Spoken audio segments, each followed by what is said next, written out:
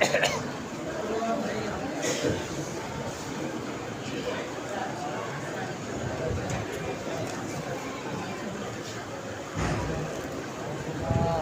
لله رب العالمين والصلاة والسلام على سيد الأنبياء والمرسلين أما بعد فأعوذ بالله من الشيطان الرجيم بسم الله الرحمن الرحيم قال تبارك وتعالى في القرآن المجيد والفرقان الحميد فاسألوا أهل الذكر إن كنتم لا تعلمون وقال تبارك وتعالى في مقام آخر أطيعوا الله وأطيعوا الرسول وأولي الأمر منكم صدق الله العظيم وصدق رسوله النبي الكريم. میں مدرسے کی انتظامیہ کا مشہور ہوں بمعنی شاکر کہ آپ نے چند کلمات کہنے کا موقع فراہم کیا. تو مجلس علم کے آداب میں سے ہے کہ جب کسی عالم دین کا بیان ہو تو بہت غور سے اس کو سنیں اور ہر غیر ضروری حرکت اور ایکٹیویٹی کو چھوڑ دیں.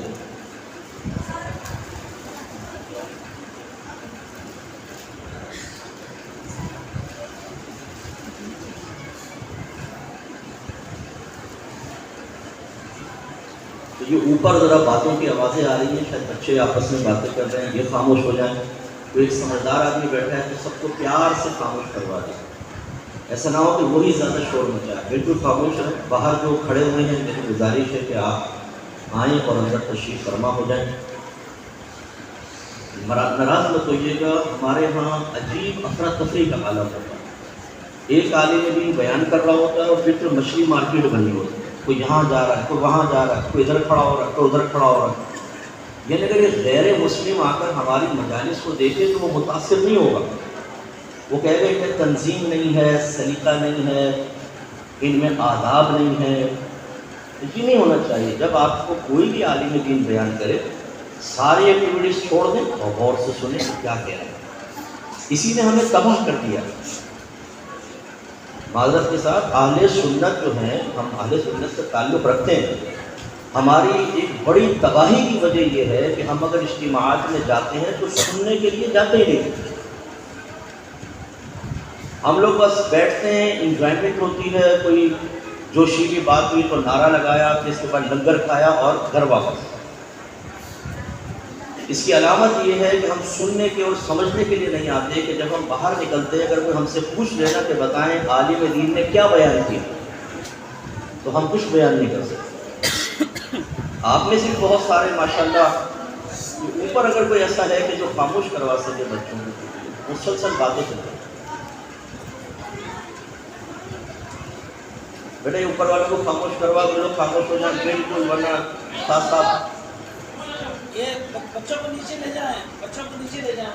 جگہ ہے بچوں کے لیے، وہاں جگہ بنائیے. بچے ادھر چلے درشی پڑھ جاتا ہوں. چلو آرام سے آرام سے نیچے، ہم سب نیچے لے جائیں. مولانا محمد و آلہ بچے نیچے چلے جائیں.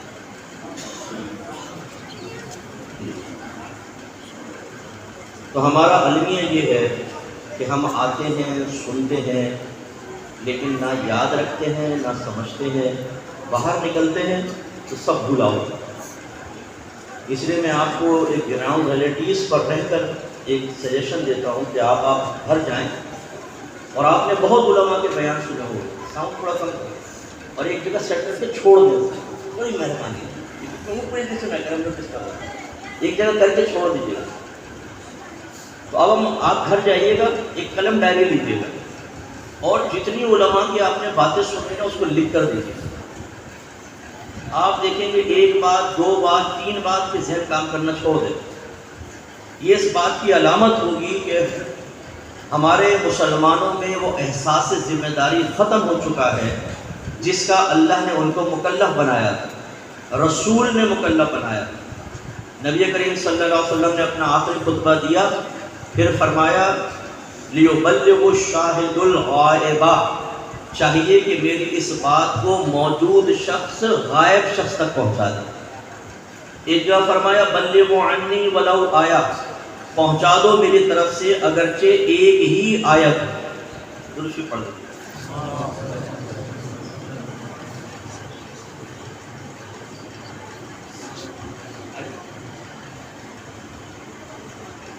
فرمایا پہنچا دو میری طرف سے اگرچہ ایک ہی آیت. وہ آخری خطبہ تھا سرکار کا, صحابہ کرام موجود تھے, تو نبی کریم نے ان کی ذمہ داری لگائی. وصلی ابلغ شاہد الغائبہ والی جو حدیث ہے وہ یہی کہ خطبہ دے رہے ہیں سرکار, آخری خطبہ تھا, اور سرکار نے صحابہ سے فرمایا کہ اس کو دوسروں تک بات کو پہنچاؤ.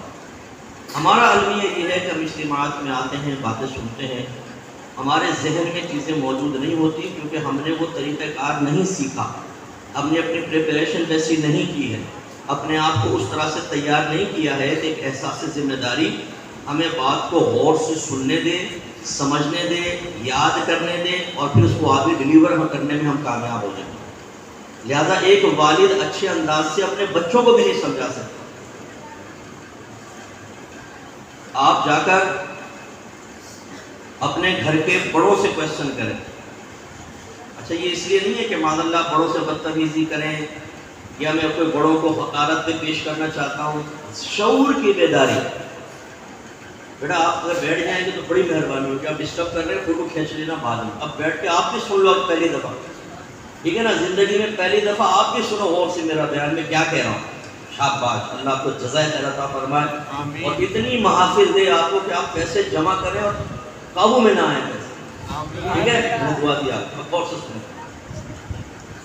اپنے بڑوں سے اگر ہم کویسچن کریں کہ ہم جمعے کی نماز کے بعد کھڑے ہو کر اجتماعی طور پر اردو میں ہاتھ باندھ کر یا کسی بھی لینگویج میں صلاۃ و سلام پڑھتے ہیں, کیوں؟ ہم نبی کریم صلی اللہ علیہ وسلم کو یا رسول اللہ کہہ کر پکارتے ہیں, کیوں؟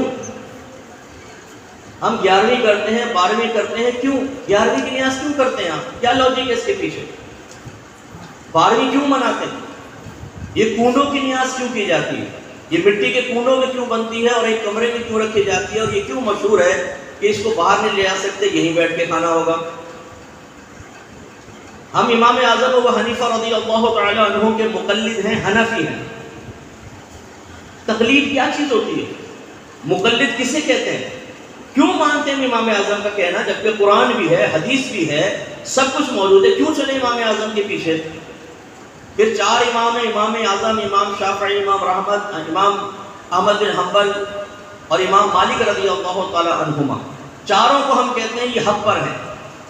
تو پھر کیوں ہم یہ کہتے ہیں کہ صرف امام اعظم کی پیروی کرنی ہوگی یا کسی ایک امام کی پیروی کرنی ہوگی, جس کو تقلید شخصی کہا جاتا ہے؟ کیوں ہیں ہم مقلد؟ پوچھیں اپنے بڑوں سے, کویسچن کریں. گھر میں جو رسومات آپ کے ہو رہی ہیں, جو آپ کے نظریات ہیں, ان کے بارے میں کویسچن کر کے دیکھیں. آپ یہ دیکھیں گے کہ ایک ہی جواب ملے گا, بیٹا ہم نے اپنے بڑوں کو کرتے ہوئے دیکھا, ہمارے پاس کوئی لاجک نہیں ہے, ہمارے پاس کوئی دلیل نہیں ہے. میں نہیں کہہ رہا ہوں کہ چیزیں غلط ہیں, یہ بالکل ٹھیک چیزیں ہیں, ان کے دلائل ہیں, قرآن سے, حدیث سے, اجماع امت ہے, سواد اعظم کا اس پر عمل ہے.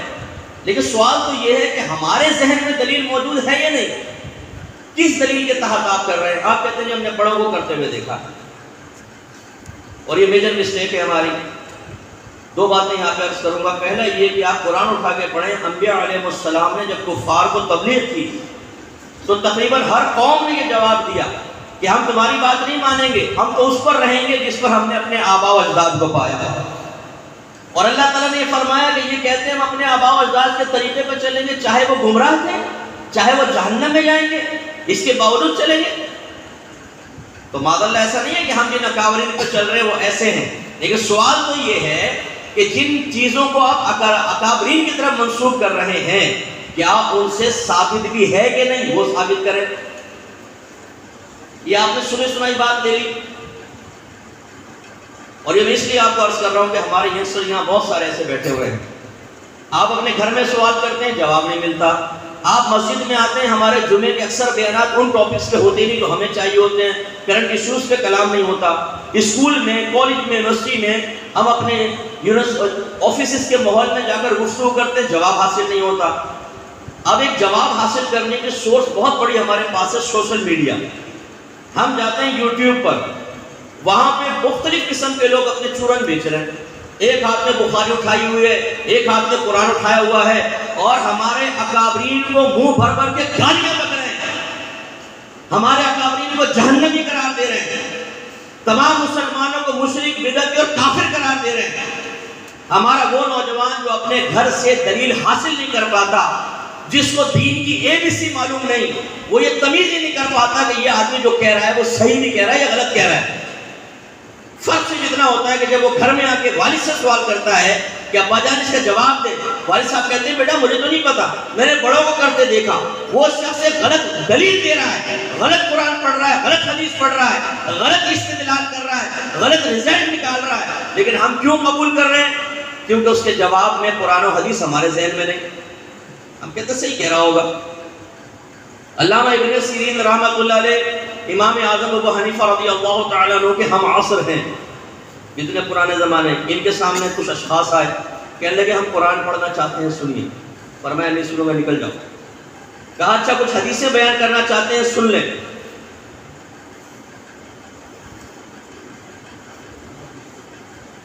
کر لو بیٹا، شروع کر لوں، اجازت دیتے ہو؟ آپ کا یہاں آنا بہت امپورٹنٹ تھا، کتنے کو لانگتے ہوئے آئے ہو میرا بچہ، وہیں بیٹھ جاتے پیچھے آرام سے۔ تو علامہ ابن سیرین نے، انہوں نے کہا حدیث سنانا چاہتا ہوں۔ فرمایا میں نہیں سنوں گا، مایوس ہو کے چلے۔ اور سے سنو بچوں، غور سے سنو۔ ان کے ساتھیوں نے کہا حضور یہ قرآن و حدیث ہی تو پڑھنا چاہتے تھے، کیوں منع کیا آپ نے؟ آپ نے فرمایا تمہیں نہیں معلوم یہ بدعقیدہ لوگ ہیں، جب یہ قرآن ہمارے سامنے پڑھتے تو اس کی ایسی تفسیر کرتے کہ میں اس کو سن کے ہو سکتا ہے گمراہ ہو جاتا، یہ حدیث بیان کرتے تو ایسی شرح بیان کرتے جو ان کے عقیدے کے مطابق ہوتی، غلط شرح جس سے میری طرف گمراہی متوجہ ہوتی، اس لیے میں نے قرآن اور حدیث ان کے ذریعے سننے سے انکار کر دیا۔ اب ہمارے بعض نوجوان کہتے ہیں بڑے بھولے پن سے، دیکھو بھائی سنو سب کی، کرو اپنی۔ قربان جاؤ تیرے اوپر، سنو سب کی کرو اپنی۔ تمہیں اتنی تمیز ہے کہ تم یہ فرق پیدا کر سکو گے کیا صحیح ہے کیا غلط ہے؟ اگر آپ کہتے ہیں یس، تو آئیے اس پروگرام کے بعد میں طالب علم کی حیثیت سے چند بیسک کوئسچنز آپ سے کرتا ہوں، آپ اس کے جواب دے کر بتا دیں۔ جب آپ نے قرآن و حدیث سمجھا ہی نہیں ہوا تو آپ کیسے فرق کر سکتے ہیں کہ کون صحیح ہے کون غلط ہے؟ سوائے ایک چیز کے کہ جس کی بات آپ کو پسند آ گئی، جس کی دلیل آپ کو مضبوط لگی، آپ کہیں گے یار یہ صحیح کہہ رہا ہوگا بھائی۔ اسی وجہ سے بعضوں نے تو شیطان کی پوجا شروع کر دی، آپ کو پتا ہے باہر کے ملک میں شیطان نے بھی ایک بوگس دلیل دی تھی۔ جب اللہ تبارک و تعالی نے شیطان کو کہا کہ آدم علیہ السلام کو سجدہ کر، تو اس نے ایک بوگس دلیل دی، غلط استدلال کیا، غلط نتیجہ مرتب کیا۔ اس نے کہا کہ اللہ تو نے مجھے آگ سے پیدا کیا اور اس کو مٹی سے، تو میں کیوں اس کو سجدہ کروں؟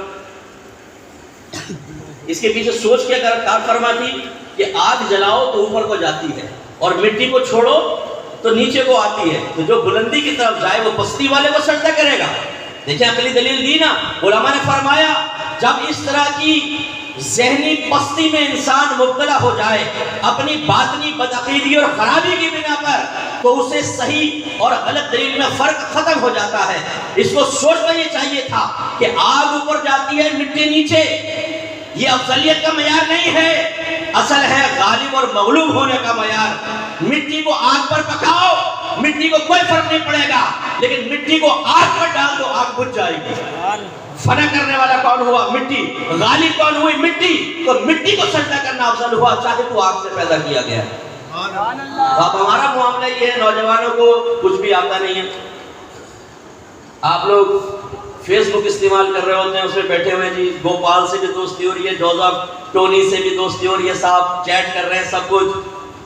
اگر وہ ٹونی جوزف آپ سے کوشچن کر لے کہ اپنے اللہ کا تعارف پیش کر دیں، اور زیادہ لمبا نہیں، تمہارا کون ہے خدا، 2 منٹ تعارف پیش کر، میں گارنٹی سے کہتا ہوں کہ ہم اللہ کا صحیح تعارف بھی پیش نہیں کر سکتے۔ میں علماء کی بات نہیں کر رہا ہوں، جو آپ سے جانتے ہیں ان کی بات نہیں کر رہا ہوں، میں ان کی بات کر رہا ہوں جو عام لوگ ہیں۔ اب آپ کہیں گے جی اللہ تعالیٰ ہمارا خالق ہے، ہمارا مالک ہے، وہ ایک ہے، اس نے ہمیں پیدا کیا ہے، یہ تعارف نہیں ہے، یہ آپ صفات بیان کر رہے ہیں۔ جیسے میرے ساتھ ایک لڑکا کھڑا ہو، آپ کہیں مجھ سے صاحب یہ کون ہے، میں کہوں انسان۔ آپ کہیں سمجھ میں نہیں آیا، کچھ اور تعارف پیش کریں، آپ چاہتے ہیں وہ جانے کہ وہ ہے کون، میں کہوں انسان۔ پھر میں نے کہا اس کے 2 کان ہیں، 2 پیر ہیں، گندم کے رنگ کا ہے، آپ کہیں نہیں اس سے کچھ سمجھ میں نہیں آیا۔ اوصاف بیان کرنے سے کوئی معرفت ذات حاصل ہوتی ہے؟ معرفت ذات کے لیے ایسے اوصاف بیان کرنا ضروری ہے۔ خاص طور پہ اللہ تعالیٰ کے لیے، کیونکہ اس کی ذات اس نے اپنی مخفی رکھی ہے۔ نبی کریم نے فرمایا اللہ کی ذات کے بارے میں غور نہ کرو، اس کی صفات کے بارے میں غور کرو، اس لیے کہ کوئی عقل اللہ کی ذات کا ادراک کر ہی نہیں سکتی، ذات باری کا ادراک نہیں ہو سکتا۔ صفات پہ غور و تفکر کر کے وجود باری تعالیٰ پر استدلال ہم کرتے ہیں، ایک دلیل طلب کرتے ہیں، لیکن کم از کم ایسا ذات کا صفات کے ذریعے ہی تعارف تو ہو کہ سامنے والا سنے تو اسے ذات باری تعالیٰ کے بارے میں معرفت حاصل ہو۔ ایسے اگر وہ کہہ دے واٹ از اسلام، ذرا اسلام کو ڈسکرائب کریں، کیا ہمارا نوجوان اسلام کے بارے میں معلومات فراہم کر سکتا ہے؟ چند جملوں کے اندر ایسا کہ سامنے والا ہمارے مذہب اسلام کو سمجھ جائے؟ یہ المیہ ہے کہ جو نوجوان گھر سے، اسکول سے، کالج سے، مسجدوں میں آ کر جمعوں کے بیانات سننے کے باوجود علم دین سیکھا نہیں ہوا، وہ اپنے آپ کو اس آزمائش میں ڈالے کہ میں یوٹیوب پر بیٹھ کر اور مختلف کو سنوں گا اور پھر صحیح اور غلط کا فیصلہ کروں گا، کیسے کر سکتے ہیں؟ آسان الفاظ میں آپ کو سمجھا دیتا ہوں۔ آپ نے 1 کروڑ روپیہ انویسٹ کرنا ہو، اب آپ یوٹیوب پہ سرچ کیجئے گا انویسٹمنٹ کے طریقے، 50 کلپس آ جائیں گے سامنے، آپ ایک سنے وہ کچھ کہہ رہا ہوگا، دوسرے سنے وہ کچھ کہہ رہا ہوگا، تیسرے سنے وہ کچھ کہہ رہا ہوگا، اب آپ پریشان ہو جائیں گے کس کی مانو کس کی نہ مانو۔ اور ہمیشہ یاد رکھیے گا جو بھی بتا رہا ہوگا نا، یہ بڑے حکیم بھی ہوتے ہیں، آپ نے دیکھا یہ یوٹیوب وغیرہ پر، یہ کھا لو دماغ تیز، یہ کھا لو 65 سال کے ہو 25 سال کے جوان بن جاؤ۔ اب ایسی کرامات کی بوٹیاں ہوتی تو کوئی بڈھا ہی نہ ہوتا ہمارے پاکستان میں بھائی جان۔ وہ یہ نہیں بتاتے اس کے سائیڈ ایفیکٹ کیا ہے، وہ یہ نہیں بتاتے کہ اس میں کس کس چیز سے پرہیز کرنا ہے۔ ایسی آپ دیکھا آپ نے ایک کلپ سے متاثر ہو گئے، 1 کروڑ انویسٹ کریں گے، پتہ چلے گا نہ کروڑ رہا نہ کروڑ والا رہا، یہ کروڑ گئے اور آپ کو ہارٹ اٹیک ہو جائے گا۔ ایسے کیسے آپ بھروسہ کر لیں گے؟ تو دنیاوی معاملے میں تو بھروسہ نہ کریں، لیکن دینی معاملے میں آپ ایک ہاتھ میں قرآن ایک ہاتھ میں حدیث لے لی، آپ نے کہا فریفتہ ہو جاؤ، یہ صحیح کہہ رہا ہوں۔ وہ بھائی ایک سے ایک بدعقیدہ بیٹھا ہوا ہے وہاں پر، جو وہاں بیٹھا ہوا ہے ہر ایک کے بارے میں آپ کو یہ بھی معلوم نہیں کہ اس کا کس اسکول آف تھاٹ سے تعلق ہے، کس مکتب فکر سے تعلق ہے۔ کوئی اپنے آپ کو نہیں کہتا میں فلاں، وہ اپنی سوچ، اپنی فکر، اپنی تعلیم، اپنے استدلالات آپ کے سامنے بیان کرتا ہے، اور آپ اس کی گفتگو سے، چرب زبانی سے، زبان کی سلاست اور روانی سے، یا اس کی شخصیت سے، یا اس کے سامنے بیٹھی ہوئی عوام سے، یا اس کو فالو کرنے والے اس کے سبسکرائبرز، یا اس کو دیکھنے والے، آپ نے دیکھا 4 ملین نے دیکھا، آپ نے کہا 4 ملین نے دیکھا تو ولی ہوگا۔ اور ہمارے مسجد کے امام صاحب کی ہم نے کلپ ڈالی تھی، 200 آدمیوں نے دیکھا، تو امام صاحب تو گئے کام سے، 4 ملین والا ہوگا۔ ارے بھائی یہ ملین سے کچھ نہیں ہوتا۔ آپ تہبند پہنیں، ایک بنیان پہنیں، لپسٹک لگائیں، سرما لگائیں، 4 ٹھمکے لگائیں اور کلپ ڈال دیں، دیکھیں 5-10 ملین نہ دیکھنے تو میرا نام بدل دیجیے گا۔ لوگ کہیں گے بھائی مولوی صاحب لپسٹک لگا کے، سرما لگا کے ٹھمکے لگا رہے ہیں رات کے 2:30 بجے رات کے چھت پر، وہ دیکھیں گے کروڑوں کے اعتبار سے۔ پبلک کو جمع کرنا کوئی بڑا مسئلہ نہیں ہے، اصل یہ ہے کہ آپ صحیح العقیدہ لوگوں سے رابطہ رکھیں اور صحیح تعلیم کو حاصل کریں، اسے ذہن میں محفوظ رکھیں اور دوسروں تک پہنچائیں۔ تو پہلی چیز میں نے آپ کو بتائی کہ ہمارے پاس سورس نہیں ہے، ہمارے پاس گھر سے علم دین حاصل کرنے کا ذریعہ نہیں ہے، تو ہم وہاں چلے جاتے۔ دوسری بات ذرا میری غور سے سنیے، بھینس کالونی میں جائیں، ایک آدمی بھینس کا دودھ نکال رہا ہوتا ہے، تو نیچے ایک ٹب رکھا ہوتا ہے، اس میں اتنا سا پانی پہلے ڈال دیتا ہے، وہ دودھ نکال دیتا ہے، پھر آتے ہیں یہ دکانوں والے اپنے کنسٹر لے کر، وہ اس میں دودھ ڈالتا ہے، یہ پہلی کنسٹر میں اتنا پانی ڈال کر دودھ ڈالتا ہے، پھر وہ لاتے ہیں دکان والے کے پاس، ان کا جو بڑا سا ٹب ہوتا ہے اس میں بیچ میں آپ نے دیکھا برف بھر کے ڈالی ہوتی ہے، اور اتنا پانی پہلے ہوتا ہے، وہ اس میں ڈلتا ہے اور برف کا فیض اور مل جاتا ہے اس میں۔ اس کے بعد آپ جاتے ہیں وہاں سے دودھ لا کے گھر کی خاتون کو دیتے ہیں، ہماری گھر کی بہن بھی ان کی سنت پر عمل کرتے ہوئے پہلے ہی بھگوانے میں اتنا پانی ڈال کے رکھتی ہے، باقی دودھ ڈال دیا۔ اب آپ غور کریں، جو بھینس کے تھن سے نکل رہا تھا وہ دودھ اور جو آپ کے چولہے پہ ابل رہا ہے، اس دودھ میں کچھ فرق ہے یا نہیں؟ فرق ہے؟ کیا فرق ہے؟ وہ خالص، اس میں ملاوٹ۔ تو میرے بچوں، خاص طور پہ ینگ جنریشن کو اس لیے مخاطب کرتا ہوں کہ آپ کو اگر اپنے گھر کے بڑوں سے کچھ نہیں ملا، دلیل کے طور پہ میں عرض کرتا ہوں، تو کل اگر آپ جاہل رہے تو آپ کی جو بھی آگے آنے والی نسلیں ہیں وہ بھی اسی طرح رہیں گے. اس لیے سمجھیے کہ جو آپ کہتے ہیں ہم نے اپنے بڑوں کو کرتے ہوئے دیکھا ویسا ہم کر رہے ہیں، لیکن جو بڑوں نے کیا تھا نا وہ ایسا تھا جیسے بھینس کے تھن سے نکلنے والا دودھ، خالص قرآن و حدیث کے مطابق، کوئی اس میں انسانی ملاوٹ نہیں تھی.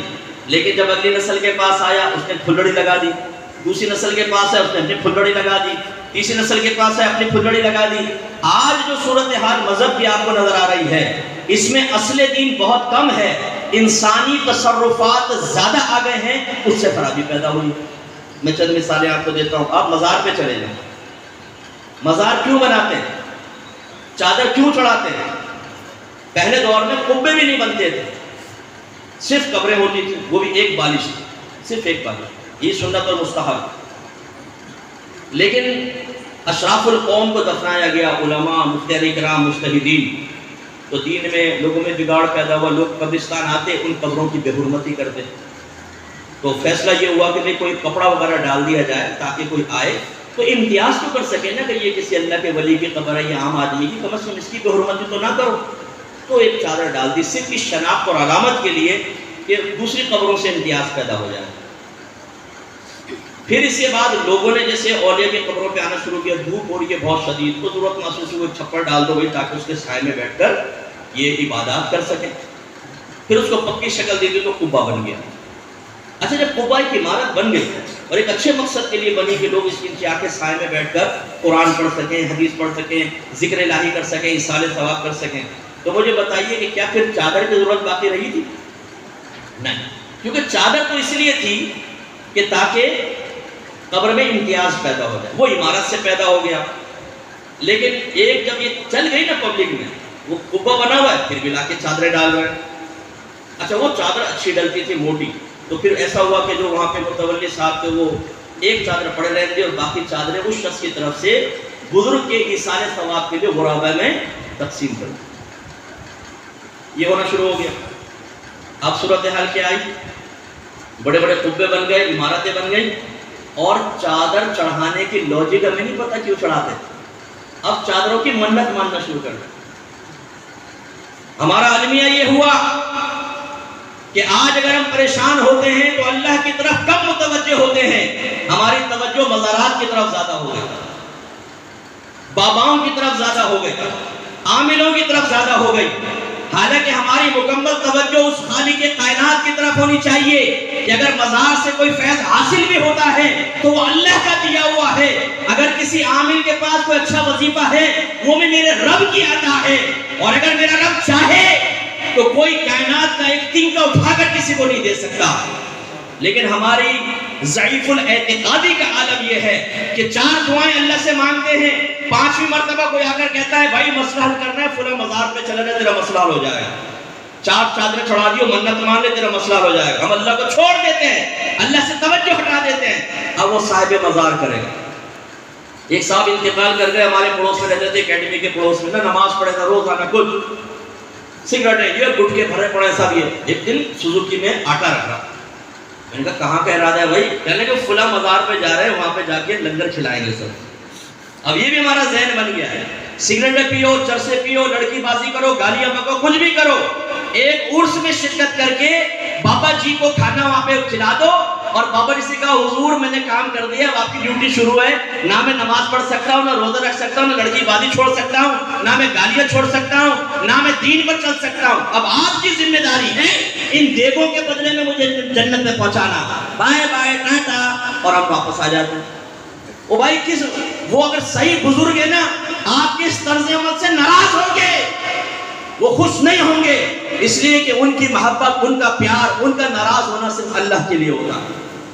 جو اللہ کی فرما برداری کرے اسے سینے سے لگاتے ہیں، جو اللہ کی نافرمانی کرے اسے پیار و محبت سے سمجھاتے ہیں، لیکن کوئی اڑ جائے نافرمانی پر تو اس سے ناراض ہو جاتے ہیں. جیسے میرے آقا صلی اللہ علیہ وسلم کا طریقہ کار رہا. ہم کہتے ہیں سرکار تو رحمت للعالمین ہیں، رحمت کے واقعات سنائیں.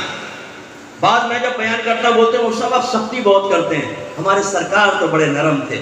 ارے آپ نے جلال مصطفیٰ دیکھا ہی نہیں ہے، آپ نے جلال مصطفیٰ کو پڑھا ہی نہیں ہے. میری والدہ سید عائشہ کہتی ہیں کہ میرے آقا صلی اللہ علیہ وسلم نے کبھی اپنے ذات کی خاطر کسی سے انتقام نہیں لیا، لیکن اگر کوئی اللہ کی نافرمانی کرتا تو سرکار ضرور اس سے انتقام لیتے، یعنی سزا جاری کرتے۔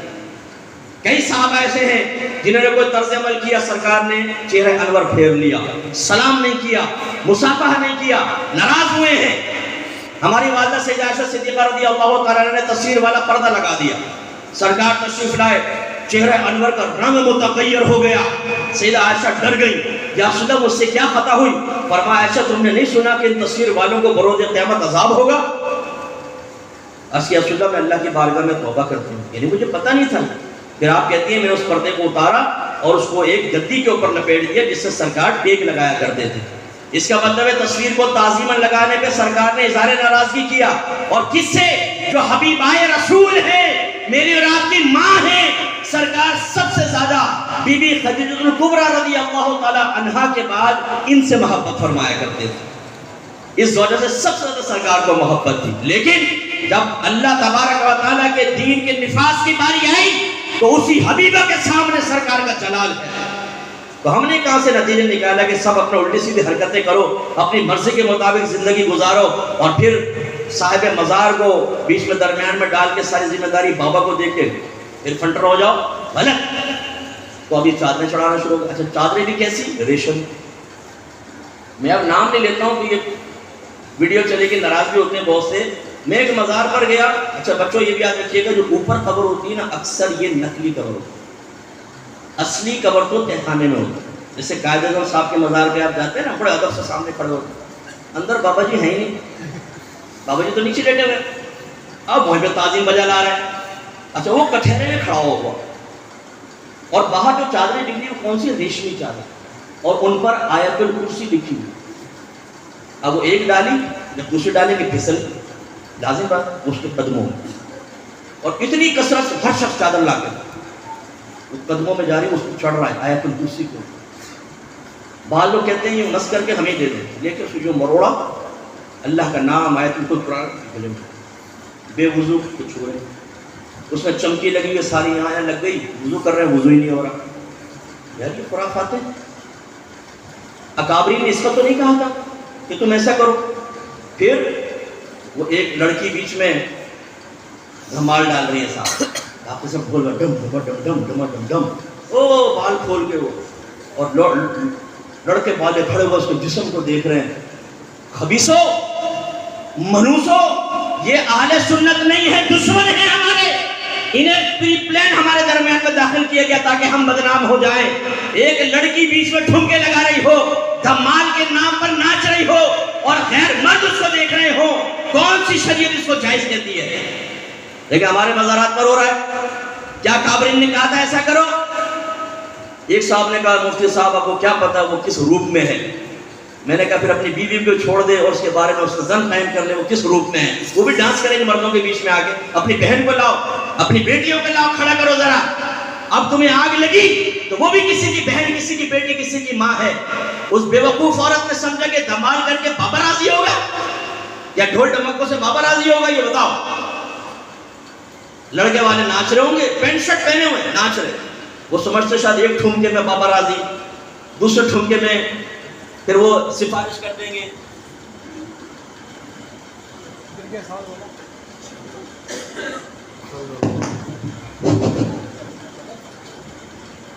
تو یہ بیٹا یہ ٹھمکو شمکو سے کچھ نہیں ہوتا۔ یہ دیکھیں اب یہ خرافات جاری ہو گئے۔ چادر چڑھانے کی کوئی فضیلت نہیں ہے، ایک چادر آپ نے ڈال دی احترام قبر کے لیے، ٹھیک ہے کافی ہے، قبہ بنا دیا تو اس کی بھی حاجت نہیں، چلو پھر بھی آپ نے ڈال دی، ٹھیک ہے۔ یہ کوئی منتیں ماننا یہ چادریں وادروں کی ہے۔ پھر منت جو مانتے ہیں مزارات میں جا کر، حقیقتاً منت کیا تھی؟ منت تو اللہ سے مانی جاتی اور وہ ایک عبادت کا وعدہ ہوتا ہے، اور اس کے لیے بھی الفاظ اتنی آواز سے آپ کو کہنے ہیں کہ کان کو سنیں۔ مثلا آپ نے کہا اللہ تعالیٰ میں تیری رضا کی خاطر اس رمضان میں اعتکاف کروں گا، یہ منت ہے، آپ نے وعدہ کیا اللہ سے یہ واجب ہو جائے گا رمضان میں اعتکاف کرنا۔ بعض اوقات ہم مشروط کرتے ہیں کہ اللہ تعالیٰ میں بیمار ہوں مجھے شفا دے دے، میں 3 روزے رکھوں گا، تو ٹھیک ہے، یہ منت اللہ سے ہوتی ہے، عبادت اللہ کے لیے کی جاتی ہے۔ لیکن اب ہمارے مزارات میں منتیں مان رہے ہیں، جس کو منت عرفی کا نام دیا گیا۔ جب یہ رائج ہوئی تو اکابرین نے کہا بھائی احتیاط سے تم کرو، یہ نہیں کہ ان کو کہا کرو احتیاط سے کر لو کیونکہ بھائی ہو گئی تھی. اب اس میں ہونا کیا چاہیے, جیسے آپ کا کام اٹک گیا تو آپ گئے داتا صاحب کے پاس. اب لوگ کیا کرتے ہیں وہ میں آپ کو بتاؤں. داتا صاحب میرا یہ کام ہو جائے میں 20 دیگیں چڑھاؤں گا آپ کے مزار پر. مخاطب بابا کو کیا اور نکل لیے. بھائی تم کس نیت کے ساتھ کر رہے ہو یہ دیکھنا بہت ضروری ہے. اگر خدا نہ خواستہ آپ نے اس نیت کے ساتھ 20 دیگوں کی منت اس بابا سے طے کی ہے کہ میں آپ کے لیے کھانا کھلاؤں گا, اس کا ثواب آپ مجھے دیں گے, آپ کا قرب حاصل کرنا مقصود ہے, تو یہ تو شرک میں مبتلا ہو گئے ہم. اکابرین نے یہاں بھی قید لگائی ہے کہ اگر آپ یہ کہنا بھی چاہتے ہیں تو کھانا آپ صرف اللہ کے لیے کھلائیں گے, ثواب صرف اللہ دے گا, قرب بھی اللہ تبارک و تعالیٰ کا حاصل کرنا مقصود ہونا چاہیے. بس یہ نیت کرے کہ اس کا ثواب ان صاحب مزار کو پہنچ جائے. لیکن کیا عوام ان قیودات کو جانتی ہے؟ اسی لیے جو اکابرین ہیں ہمارے بامل لوگ ہیں, لوگوں نے بامل لوگوں کو چھوڑ دیا, آج بابا آ گئے ہیں صاحب. یہ کون ہے؟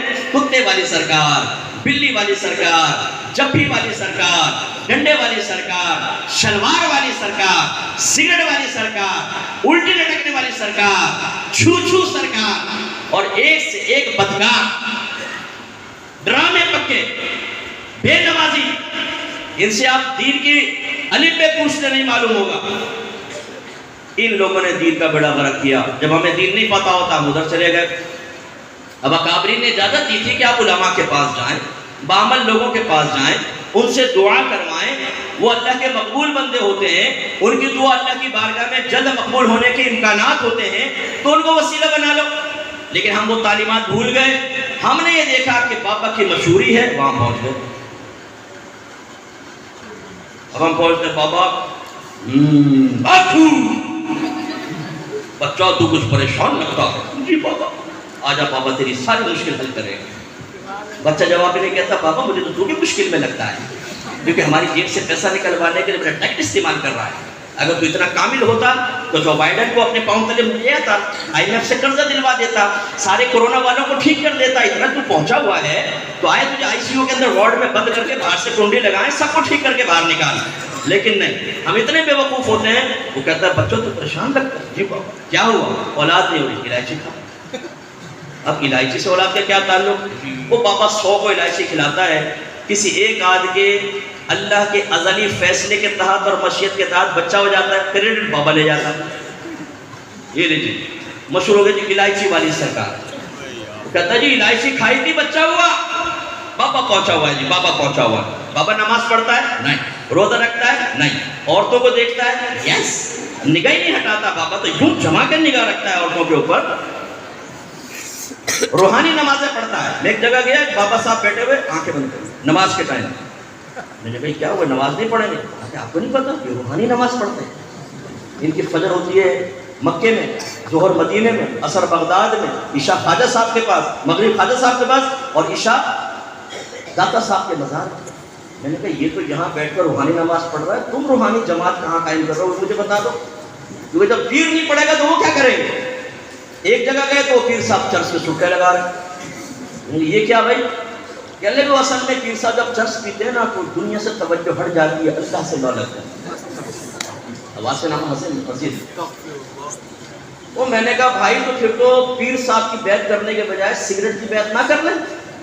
یہ جو سگریٹ پیر صاحب کو اللہ سے ملا رہی ہو تو پیر سے زیادہ کامل ہوئی نا. ایسی ایک جگہ گئے تو پیر صاحب کو ساتھ میں بٹھا دیا. تھوڑی دیر بعد ہی پیر صاحب ماں بہن کی گالیاں بتاتے ہیں, گندی گندی غلیظ گالیاں. کہاں بٹھا دیا بچہ تو بھاگا. میں نے میزبان سے کہا تم کیا کر رہے ہو؟ کہا آپ کو نہیں پتا کہ اس گالیوں کے پیچھے کیا ہے. میں نے کہا ہاں وہ معرفت مجھے حاصل نہیں ہے جو اس پہنچی ہوئی شخصیت کو حاصل ہے. میں تو وہاں سے بھاگا. ہمارے یہ بھی ایک بے وقوفی ہے, اگر بابا بیٹھا ہو گالیاں بکے گا نا تو کان میں کہیں بابا کچھ نہ مجذوب ہے مجذوب. ابھی پولیس والے آ کے 2 ڈنڈے لگائیں نازک مقام پر اور الٹا لٹا کے اتنا مارے کہ 2 مہینے نارمل حالت میں سو نہ سکے اور 2 سال جیل میں ڈال دیں اس کو. دیکھیں اس کا عالم جذب کیسے غائب ہوتا. ابھی بچے چلے جائیں اس کے سامنے تکے رکھیں اور ذرا گوٹیاں شوٹیاں رکھ دیں, دیکھیں عالم جذب سے باہر آ کر فوراً کھانا شروع کر دے گا. اسے میڈیا میں بٹھا دیں کبھی ماں بہن کی گالی نہیں دے گا کیونکہ بدنامی ہوگی. وہاں بالکل انسان اور شرافت کے ساتھ کلام کرے گا. یہ سارے ڈرامے ہیں میرے بچوں. ہمارے اکابرین نے اکابرین کے پاس جانے کی اجازت دی تھی، ان لوگوں کے پاس جانے کی اجازت نہیں دی تھی. ہم جاتے ہیں، ہم کرامات تلاش کرنے کی کوشش کرتے ہیں. ایک بادشاہ آیا، اسے پتہ چلا کہ ایک بابا بڑے پہنچے ہوئے ہیں، تو وہ ان کے ادھر آیا اور اس نے دل میں سوچا اگر یہ بابا اپنے سامنے رکھے ہوئے لال والا سیب اٹھا کے مجھے دے دے تو میں ان کو ولی مان لوں. اب وہ واقعی پہنچے ہوئے تھے. آپ نے بزرگ نے وہی لال سیب اٹھایا اور فرمایا بھائی ہم ایک دفعہ بغداد میں گئے، وہاں پہ ایک مجمع لگا ہوا تھا تو ہم اس میں گھس گئے. ہم نے دیکھا کہ ایک آدمی نے ایک گدھے کی آنکھوں پہ پٹی باندھی ہوئی تھی. پھر اس نے ایک انگوٹھی ایک آدمی کو دی اور گدھے سے کہا کہ بتا انگوٹھی کس کے پاس ہے. حالانکہ گدھے کی آنکھوں پہ پٹی بندھی ہوئی تھی، لیکن گدھا گیا اور اسی آدمی کو منہ مارا جس کے پاس انگوٹھی. پھر بزرگ نے بادشاہ سے کہا سیب لیا ہوئے والا ان کی طرف پھینکا اور فرمایا کہ اگر ہم آپ کو یہ سیب دے دیں تو ہم نے گدھے سے بڑھ کر کون سا کام کیا، اور اگر آپ کو نہ دیں تو پھر تو ہم آپ کی نگاہوں میں ولی ہی نہیں. وہ قدموں میں گر گئے. یہ ہمارے بزرگوں کا عالم تھا. تو ایسے نہ آزمائیں. اور مالک بن دینار رحمۃ اللہ علیہ کا یہ قول ذہن میں رکھے. پھر میں آیت سے بھی آپ کو ثابت کرتا ہوں. حضرت با یزید بستامی صاحب رحمۃ اللہ علیہ ارشاد فرمایا کرتے تھے کہ پانی پہ چلنا کوئی کمال نہیں، یہ تو تنکا بھی کر سکتا ہے. ہوا میں اڑنا کوئی کمال نہیں، یہ تو مکھی اور مچھر بھی کر سکتا ہے. کمال یہ ہے کہ نبی کریم صلی اللہ علیہ وسلم کی شریعت پر عمل کیا جائے، جس کو اللہ تعالیٰ نے اشارہ فرمایا ان اکرمکم عند اللہ اتقاکم، بے شک تم میں سے اللہ کی بارگاہ میں سب سے زیادہ عزت والا وہ ہے جو تم میں سب سے زیادہ پرہیزگار ہے. پرہیزگاری یاد رکھو نوجوانوں. اللہ تبارک و تعالیٰ پہلی بات کسی جاہل کو ولایت دے گا ہی نہیں، صرف عالم اللہ کا ولی ہوگا. اور نمبر 2 وہ باعمل ہوگا، نیک ہوگا، پرہیزگار ہوگا، کوئی کبیرہ گناہ نہیں کرے گا. ہمارے اکابرین نے واضح لکھا اگر کسی کو ولایت مل بھی جائے اور وہ کبیرہ گناہ کرے اللہ اس سے ولایت کو سلب کر لے گا. یا صغیرہ گناہ بار بار کرتا رہے تو چونکہ صغائر پر اصرار انہیں کبیرہ بنا دیتے ہیں تب بھی وہ ولایت سے خارج ہو جائے گا. اس کا مطلب یہ ہوا ولی وہ ہوگا لائق تقلید وہ ہے، لائق عقیدت وہ ہے، مرکز عقیدت اس کو بنائیں کہ جو نیک ہو، پرہیزگار ہو، متقی ہو، صاحب علم ہو، وہ سرکار کی سیرت میں چلتا ہو. آپ اسے دیکھیں تو خدا یاد آ جائے، وہ گفتگو کرے تو آپ کے علم دین میں اضافہ ہو، وہ خاموش بھی بیٹھا ہو تو اس کا ظاہر آپ کو نصیحت کرنے کے لیے کافی ہو جائے. اور یہ بابے ان کے پاس جائیں تو ایک سے ایک فراڈیا کمبا. ایک کرنٹ والی سرکار تھی نا، پیچھے بیٹری لگائی ہوئی، یہاں سے تار نکالا ہوا یہاں پہ لا کر اس پہ ٹیپنگ کی ہوئی نا، تھوڑا سا تار آ گئی، جو ہاتھ ملائے اس کو ٹچ کر دو، جھٹکا سا لگا. وہ بابا کرنٹ والی سرکار مشہور ہو گیا. پھر وہ کسی نے پکڑا، اس کو پتہ چلا پیچھے بیٹری لگی ہوئی. ایسی دیواروں پر محبوب تمہارے قدموں میں. ہمارے یہ فیس بک پر خوار ہونے والے نوجوان جیسے اس کو دیکھتے ہوتے محبوب قدموں میں ہر مراد پوری ہوگی. وہ بھائی یہ پکے فراڈی ہیں، تمہاری کیا مراد، اس کی مراد کیوں نہیں پوری ہو رہی ہے اس پوچھو نا اس سے ذرا کہ تجھے ضرورت کیا پڑ گئی دیواروں پہ اشتہار لکھ کے ہم سے بھیکے مانگنے کی. جب ہر مراد ہماری پوری کر سکتا ہے تو بہت اونچا پہنچا ہوا ہے. لیکن نہیں، اس ضمن یہ بھی عرض کر دیتا ہوں اس قسم کی چیزوں کے چکروں میں نہ پڑو میرے بچوں. کسی کی بہن، کسی کی بیٹی، کسی کی بیوی کو آپ کہیں اس کے پاس جا کر کہ یار وہ میری طرف مائل ہو جائے، یہ کیا کر رہے ہیں آپ؟ وہ غلط کر رہا ہے، حرام کر رہا ہے. اس طرح نہیں کر سکتے. آپ کو کوئی اگر نگاہ پڑ جائے، کوئی عورت پسند آ جائے تو اس لیے شرعی طریقہ پھر یہ ہے کہ اپنے گھر والوں سے کہیں کہ میرے نکاح کا پیغام لے کر جاؤ. دل کا میلان یہ ہمارے قدرت و اختیار میں نہیں ہے، اس میں گرفت نہیں ہے. لیکن اس کے بعد جو ہم اسٹیپ اٹھاتے ہیں نا شیطانی والے، شیطانیت والے، کہ نمبر مل جائے، میسج کر رہے ہیں، پیچھا کر رہے ہیں اور الٹی سیدھی حرکتیں، یا ڈیٹ لے رہے ہیں، یا واٹس ایپ پر گفتگو کر رہے ہیں، فیس بک پر گفتگو کر رہے ہیں، اس کی تصویریں مانگ رہے ہیں، یہ سب غلط ہے. میرے آقا صلی اللہ علیہ وسلم نے ارشاد فرمایا من عشق وکتم وصبر ثم ماتا شہیدن. سرکار نے فرمایا اگر کسی کو کسی سے عشق ہو جائے لیکن وہ اس کو چھپائے، لڑکی کی بدنامی کا سبب نہ بنے اور صبر کرے اور پھر اسی غم میں مر جائے تو اللہ تعالیٰ اسے مقام شہادت عطا فرمائے گا. اس کا مطلب ہے قلبی میلان تو قدرت اختیار میں نہیں، گرفت نہیں ہے. لیکن ہم جو آگے شیطانیت کرتے ہیں وہ ہے، اس کے لیے صحیح طریقہ اختیار کریں. اچھا نوجوان کہتے ہیں مفتی صاحب کیا صحیح طریقہ اختیار کریں؟ نکاح کا پیغام بھیجیں گے وہ مانیں گے. کیوں؟ نہ میں کماتا ہوں نہ دھماتا ہوں. ابے بھائی تو نکمے, تو نہ کمائے نہ دھمائے, تو پہنچ گیا محبوب قدموں میں آ جائے. اگر آ بھی گیا محبوب قدموں میں تو ایک بکرا نہیں پال سکتا تو عورت کیا پالے گا؟ کیا کرے گا اس کو لے کر؟ صرف نفسانی خواہش پوری کرنی ہے, اور اس کے بعد جو بیوی کے حقوق ہیں, جو بچوں کے حقوق ہیں, وہ تجھے پتہ ہی نہیں, پھر کیا کرے گا؟ اس لیے میں نوجوانوں سے کہتا ہوں کہ بیٹا آپ اچھا پڑھیں, یہ چرسیں سگریٹیں آوارہ گرد دوستوں کو چھوڑیں, ضروری علم دین سیکھیں, علماء کی صحبت میں آئیں, دنیاوی تعلیم حاصل کریں. آج ارننگ کے بہت سارے حلال ارننگ کے ذرائع ہیں. آپ دنیاوی تعلیم کمپلیٹ کریں, مختلف کورسز کریں, رزق حلال کمائیں, ایک اچھا گھر بنائیں, اپنے ماں باپ کو عزت احترام سے ساتھ رکھیں. خدا کی قسم جس گھر میں انشاءاللہ رشتہ لے کر جائیں گے لڑکی والے ہاں کہہ دیں گے. لیکن لڑکے ہیں نکمے, کون کام کرے؟ کالج کے باہر کھڑے ہوئے ہیں. جیسے تو لڑکی آ کر کہے گی آپ مجھے پسند آ گئے, چلے ہم دونوں چلتے ہیں ساتھ میں. بھائی کس امید پہ کھڑا ہوا رنگ کالا کر رہا ہے تو رات دن کے زور میں 12 بجے اس طرح لڑکیاں تمہارے قریب آئیں گی؟ لیکن بیوقوفوں کی طرح اپنا ٹائم ضائع کرنا. تو خلاصہ کلام یہ ہے کہ یہ جو بابا کہتے ہیں جی محبوب تمہارے قدموں میں, اگر کبھی آپ ایسے کسی شخص کے پاس پہنچ جائے نا تو پھر ویسے پروٹیکشن کا سامان کر کے جائیے گا اپنا. میں سجیشن آپ کو دے رہا ہوں. آپ کہنا کہ بابا جی محبوب کو قدموں میں پہنچا دوں, آپ کو 1 لاکھ روپے دوں گا. وہ کہے محبوب کون ہے بتا, میں پہنچاتا ہوں. آپ کہیں گے تیری بیوی, تیری بیٹی, تیری بہن. پھر دیکھیں کیسے شرلی پٹاخے کی طرح 7ویں آسمان پہ جاتا ہے. اور پھر غضبناک ہو تو آپ کہیے گا بے حیا بے غیرت, کسی کی بیٹی, کسی کی بہن, کسی کی بیوی کو تو میری طرف مائل کر رہا ہے. اب میں نے تیری بیوی بیٹی کی بات کی تو کیوں آگے لگی؟ اس کا مطلب ہے کسی کی بیوی بیٹی کی عزت کوئی بھی نہیں ہے, اس کے ذہنوں کو خراب کر رہا ہے. تو ایسے وظائف پڑھ رہا ہے کہ تسخیر قلوب ہو جائیں. اور جب تیری بیٹی بہن کی بیوی کی باری ہے تجھے آگے لگ گئی, شرم کر, حیا کر. اور پھر اس کے پاس سے واپس آ جا کے کر سکتے ہیں تو, لیکن ان کے چیلے چاٹ ہوتے ہیں, مار پیٹ کر دیں گے, اس لیے ہوشیار ہو کے جائیے گا. اس لیے پہلے کہا پروٹیکشن کا سامان پہلے کر دیں. تو اس لیے میرے بچوں ذرا توجہ فرمائیں. اب میں پھر اس کو اس طرف لے کر آتا ہوں. آپ کے گھر میں جو کچھ ہو رہا ہے یہ دلیل نہیں ہے کہ ہمارے بڑے ایسے کرتے آئے. ہمارے بڑوں نے سب سے بڑے تھے, انہوں نے بہت قیودات کے ساتھ, لیمیٹیشنز کے ساتھ, شرائط کے ساتھ چیزیں ہمیں دی تھی, قرآن و حدیث کی دلیلوں کے ساتھ. دیکھیں میں ایک دنیاوی ماحول سے دین کی طرف آیا. 19-20 سال کا جب میں تھا, وہی جیسے آپ عام بچے کرکٹ, ہاکی, فٹ بال, میں بہت ماہر تھا کرکٹ کھیلنے میں, وکٹ کیپنگ میں ماہر, opener batsman, fast bowling, spin میں بہترین کرایا کرتا تھا. لائن اینڈ لینتھ میری اتنی اچھی تھی کہ اگر آپ وکٹ کے پاس ایک دائرہ بنا دے 6 کی 6 بالیں میں اس کو کرا سکتا ہوں, یعنی کرا سکتا تھا. اتنی زبردست پرفیکٹ. ہاکی میں میں ماہر, فٹ بال میں میں ماہر, ٹیبل فٹ بال کے اندر میں کپ جیت کر لے کر آیا. اور اپنی گلی کی گینگ کا لیڈر ہوا کرتا تھا. شرارتوں میں یہ لڑکیوں کی طرف نہیں گیا, یہ اللہ کا بڑا شکر ہے. باقی وہ جو عام لڑکوں کی شرارت, یہ میں آپ کو اس لیے سمجھا. اچھا ہنسانے میں ماہر تھا میں. کالج میں اپنے گلی محلے میں لوٹ پوٹ بجایا کرتے تھے. میری خالہ کا جنت الفردوس میں جگہ تھا, فرمایا زینب نام کا گڈو باجی ہم کہا کرتے تھے. وہ مجھے بٹھا کے کہتے اکمل آج ہنسا مجھے, اور میں 2 جملے کرتا اور لوٹ لگا دیتی تھی ہنس ہنس کے. یعنی اللہ نے وہ تمام چیزیں دی تھیں جس سے لوگ ہمیں اپنی مرکز سے نگاہ بنا کر. لیکن پھر اللہ تبارک و تعالیٰ نے ہدایت کو متوجہ کیا, اور میں اس کے رحمت کے قربان جاؤں. خدا کی قسم اللہ چاہے تو کسی کو فٹ پاتھ سے اٹھا کر عرش پہ بٹھا دے.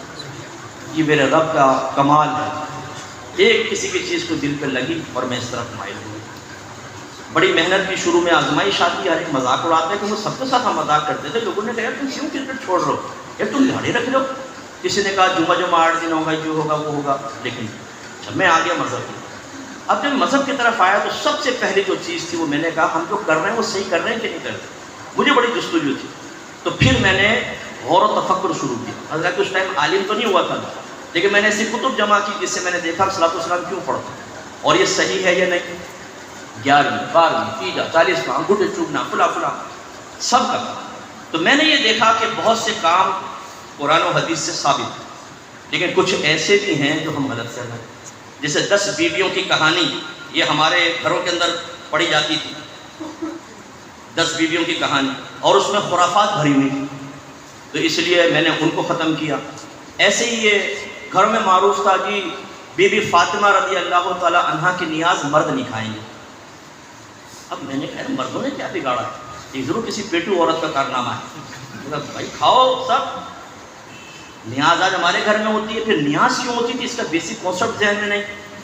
اگر میں داتا صاحب کی نیاز یا غوث پاک کی کر رہا ہوں تو نیاز کا مطلب کیا ہے؟ پھر وہ دیکھا نہیں، نیاز کا مطلب ہے ہم ان کی بارگاہ میں ثواب پیش کرتے ہیں، اسے نیاز نظر کہتے ہیں. جیسے بادشاہوں کو کوئی تحفہ پیش کرتے تھے نا تو اس کو ادمن کہتے تھے، نیاز پیش کرتے ہیں. تو اس میں پھر بیسک کانسیپٹ یہ سامنے آیا کہ جو ہم کھانا کھلاتے ہیں وہ صرف اللہ کے لیے ہوتا ہے، اللہ کے لیے ہونا چاہیے، اس کا ثواب اللہ دے گا، قرب بھی اللہ کا حاصل کرنا مقصود ہو.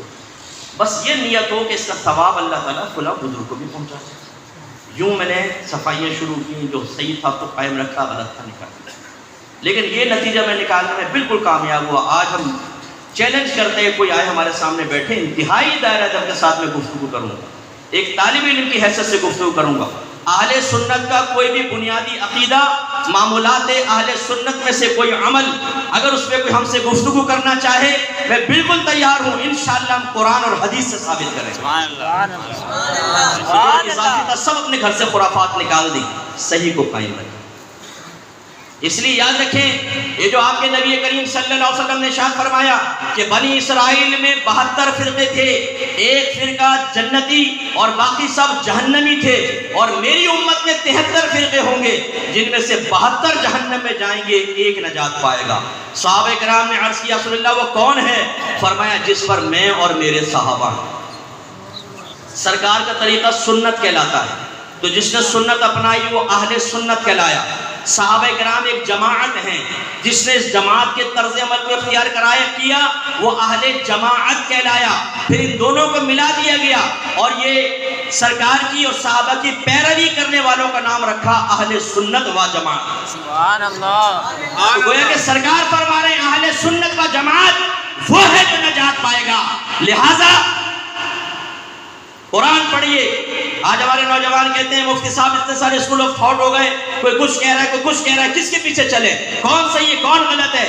کسی کے پیچھے مت چلو، قرآن کی مانو.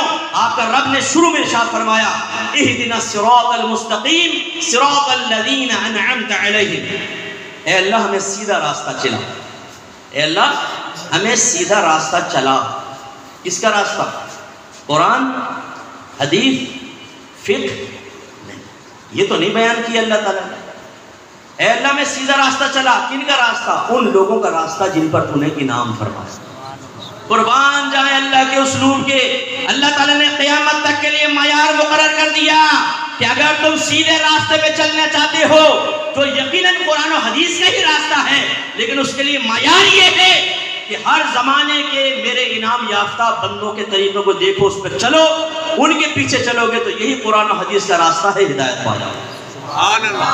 تو بس نوجوانوں، 1500 سال کے اندر جتنے بڑے اکابرین گزرے، مجتہدین گزرے، علماء گزرے، اولیاء گزرے، دیکھیں الحمدللہ رب العالمین وہ تمام کے تمام اہل سنت سے تعلق رکھنے والا ہے. کوئی اللہ کا ولی اہل سنت سے باہر سے نہیں ہوا، سب کے سب اللہ کے ولی اہل سنت میں ہوئے. چاروں مجتہدین ہمارے امام اعظم، امام شافعی، امام مالک، امام احمد بن حنبل، یہ اہل سنت و جماعت سے. 1500 سال میں جتنے بڑے اکابرین گزرے ہیں، بڑے بڑے مفتیان کرام، بڑے بڑے علماء کرام، سب اہل سنت و جماعت سے تعلق رکھتے ہیں. تو اس کا مطلب یہ ہوا کہ ان لوگوں کے راستے میں چلیں گے تو یہ اللہ کے نام یافتہ بندوں کا راستہ ہے، اور جو اس راستے پہ چلے گا وہ ہدایت پا جائے گا. آسان چیز ہے. ہاں بس المیہ یہ ہے کہ آج ہمارے نوجوان سے پوچھیں کہ بالی ووڈ کی کون سی فلم آئی ہے نئی، وہ کہے گا یہ. ایکٹریسز کون کون سے ہیں، یہ. فلم ایکٹر کون ہیں، یہ. ہالی ووڈ کی کون سی آئی ہے، یہ. ہارر مووی، ایکشن مووی، سب پتا ہوگا ان کو ایک ایک چیز کے بارے میں. لیکن جب یہ کہا جائے بتاؤ صحابہ کرام کے نام بتاؤ، معلوم نہیں. تابعین کے نام بتاؤ، معلوم نہیں. 1500 سال کے علماء مفتیان کرام کے نام بتاؤ، وہ بھی معلوم نہیں. اور مجھے تو اہل سنت پر افسوس ہوتا. شیخ عبد القادر جیلانی رضی اللہ تعالیٰ عنہ، ان کی کبھی 11ویں شریف کا پوسٹر لگا ہوا ہے نا تو دیکھیے گا، پیران پیر دستگیر، خطیب لاسانی، خطب ربانی، فلاں فلاں القابات. لیکن آپ نے کبھی نہیں دیکھا ہوگا ان کے ساتھ لکھا ہو مفتی شیخ عبد القادر جیلانی، علامہ شیخ عبد القادر جیلانی. دیکھا ہے کبھی آپ نے؟ حالانکہ یاد رکھیں کہ غوث پاک بہت بڑے عالم اور مفتی تھے. 18 سال کی عمر میں اپنے گھر سے نکلے، اللہ کا اشارہ پا کے. ماں تقریباً 80 سال کی عمر کی ہیں. نوجوانوں ذرا غور سے سنیے گا، آج ہم اپنی ماں کے لیے اپنے باپوں کے لیے گناہ کر رہے ہوتے ہیں, حرام کاموں میں ان کے لیے اطاعت کر رہے ہوتے ہیں. لیکن اس بچے کو دیکھیں, 18 سال کی عمر ہے, اس زمانے کا سفر دیکھیں, گدھوں پر, خچروں پر, ڈاکو درمیان میں حملہ آور ہونے والے ہیں, راستہ پورا امن نہیں ہے. اس وقت کوئی نیویگیشن سسٹم بھی نہیں ہے کہ چلو گوگل میپ میں ڈالا اور سیدھے پہنچ گئے صاحب.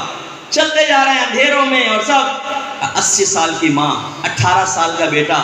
شیخ عبد القادر جیلانی نے کہا امی جان اشارہ ہوا ہے میں علم دین سیکھنا چاہتا ہوں. فرمایا جا بیٹا, اللہ تیرے نگہبان. چلنے لگے, پلٹ کے دیکھا اپنی ماں کو. ماں نے کہا بیٹا اب تجھ سے میدان محشر میں ہی ملاقات ہو.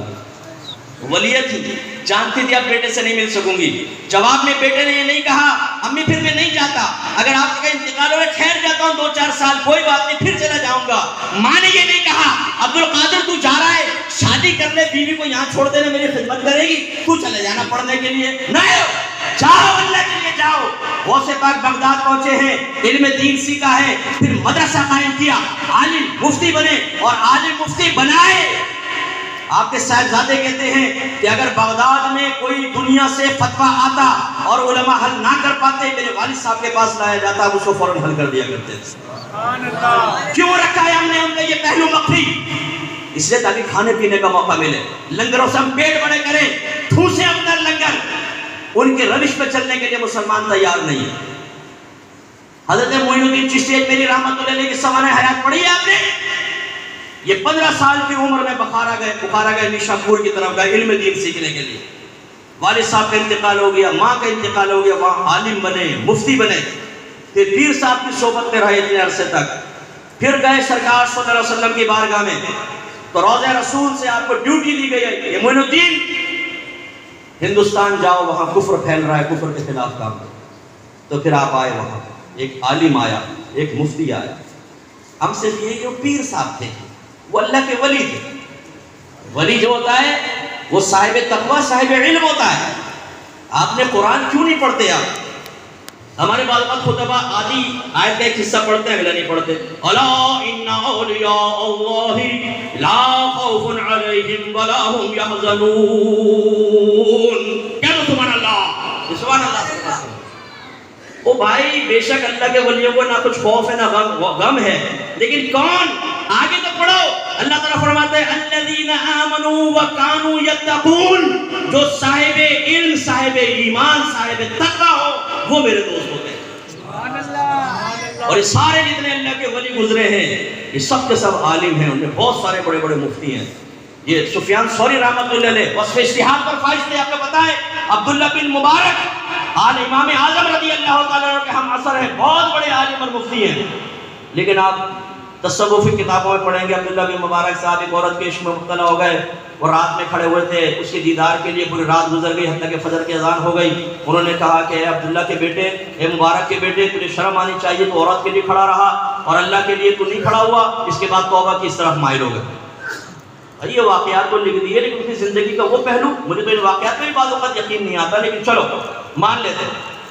وہ صاحب علم لوگ تھے, زبردست صاحب تقویٰ تھے. اس لیے بیٹا یہ سمجھو کہ ہمارے اکابرین صاحب علم, صاحب تقویٰ رہے. تو آپ 1500 سال میں جتنے اکابرین گزرے ہیں, پہلا کام یہ ہے کہ آپ ان کی لسٹ بنائیں.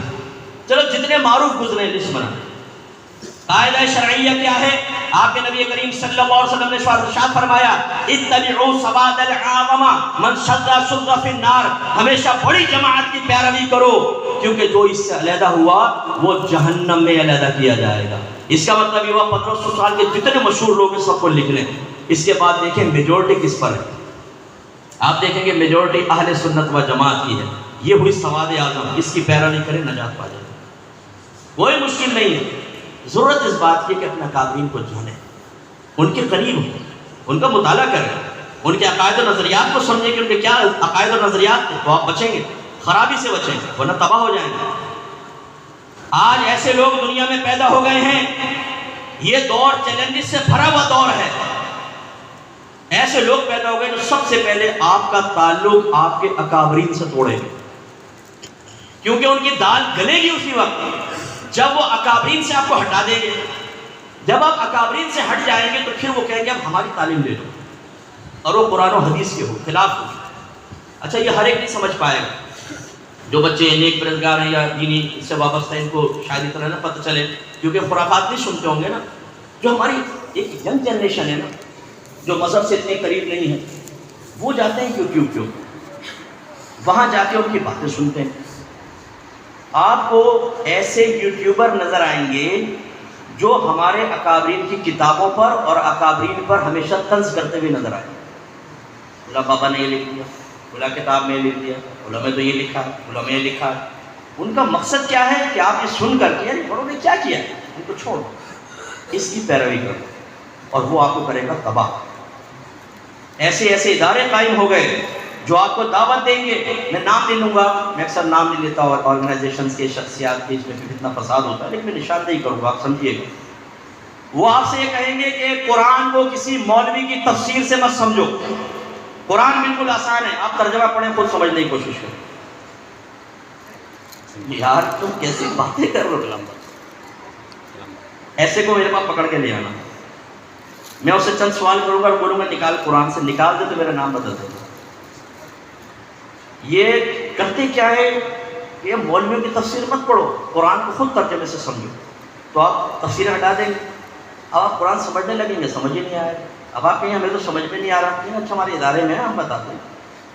آپ پہنچ جاتے ہیں ان کے ادارے میں. ہماری کتنی بچیاں ایسی ہیں جو ان کے ادارے میں جا کے ان کے برین واشنگ کر دی، بالکل اپنے بڑوں کو اپنے ماں باپ کو مشرک کہنا شروع ہو گئی، جہنمی کہنا شروع ہو گئی. ایسی برین واشنگ کی جاتی. میں حیران ہوتا ہوں کہ آپ کی عقلیں کہاں چلی گئی ہیں. آپ جواب میں یہ کیوں نہیں کہتے کہ جب وہ کہتے ہیں آپ نے قرآن پڑھا آپ کو سمجھ میں نہیں آیا، انہوں نے کہا اچھا ہمارے ادارے میں آ جائیں، آپ کہتے ٹھہر جاؤ، تم نے تو کہا تھا کہ قرآن ترجمے سے پڑھو، سمجھ میں نہیں آیا، سمجھ میں آئے گا. مجھے تو نہیں آیا، تمہاری پہلی بات ہی غلط ہے. دوسری بات یہ ہے کہ میں تمہارے مدرسے میں کیوں آؤں؟ جب تم یہ کہہ رہے ہو کسی مولوی کے ذریعے قرآن نہ سمجھو خود سمجھو، تو میں تیرے ذریعے کیوں سمجھوں؟ یعنی تیرے ذریعے سمجھو وہ ٹھیک ہوگا اور جو اپنے اکابرین کے ذریعے سمجھو وہ غلط ہوگا. مجھے فرق بتا. لیکن نہیں، ہمارے بھولے بچے وہاں پہ جاتے ہیں، وہ برین واشنگ کر دیتے ہیں. جو آیات بتوں کے لیے نازل ہوئی وہ انبیاء اور اولیاء پہ چسپاں کی جاتی ہیں. جو کفار و مشرکین کے طرز عمل کے بارے میں نازل ہوئی وہ آج موجودہ دور کے مسلمان، سنی مسلمان، اہل سنت مسلمانوں پہ چسپاں کر دی جاتی ہیں. اور ان کی فتووں کی روشنی میں نہ کوئی نبی شرک سے بچ سکتا ہے، نہ ولی بچ سکتا ہے، نہ ہم بچ سکتے ہیں. اس لیے ایک ان کا پٹھورا آ گیا قسمت کا مارا میرے پاس. میں کہیں بیان کر کے آ رہا تھا تو گلی میں مل گیا کہ اللہ کا جی وہ آپ کہتے ہیں یہ کریں وہ کریں. یہ قرآن سمجھے، قرآن تو اللہ نے بالکل آسان بنایا سمجھنے کے لیے. ہاتھ میں قرآن پکڑا ہوا، اچھا ترجمہ قرآن اپنے ہاتھ میں رکھیں گے، یہ بھی علامت ہوگی. میں نے کہا ادھر آؤ، قرآن کھولو. قرآن کھولا، میں نے ترجمے پہ ہاتھ رکھا. میں نے کہا اس آیت کا ترجمہ کر کے ایک دم خوش ہو گئی. میں نے کہا جس کو ترجمہ کرنا نہیں آتا تمہیں، تم قرآن سمجھو گے خود. میرے بچوں ایسے لوگوں سے بچیں، یہ آپ کے ایمان کو تباہ کر دیں گے. قرآن اگر خود سمجھ میں آ سکتا تو سب سے پہلے صحابہ کرام کو سمجھ میں آتا. نبی کریم کے صحبت یافتہ تھے، لغت قریش پہ قرآن نازل ہوا، وہ عربی اللسان تھے، عربی ان کی مدر لینگویج تھی، انہیں سمجھ میں آنا چاہیے تھا. لیکن اللہ واضح طور پہ قرآن میں فرماتا ہے یتلو علیہم آیاتہ ویزکیہم ویعلمہم الکتاب والحکمہ. یہ رسول ان کے سامنے قرآن پاک کی تلاوت کرتے ہیں، ان کا تزکیہ نفس فرماتے ہیں اور انہیں کتاب اور حکمت سکھاتے ہیں. کتاب سے مراد قرآن پاک اور حکمت سے مراد ایک روایت کے مطابق حدیث.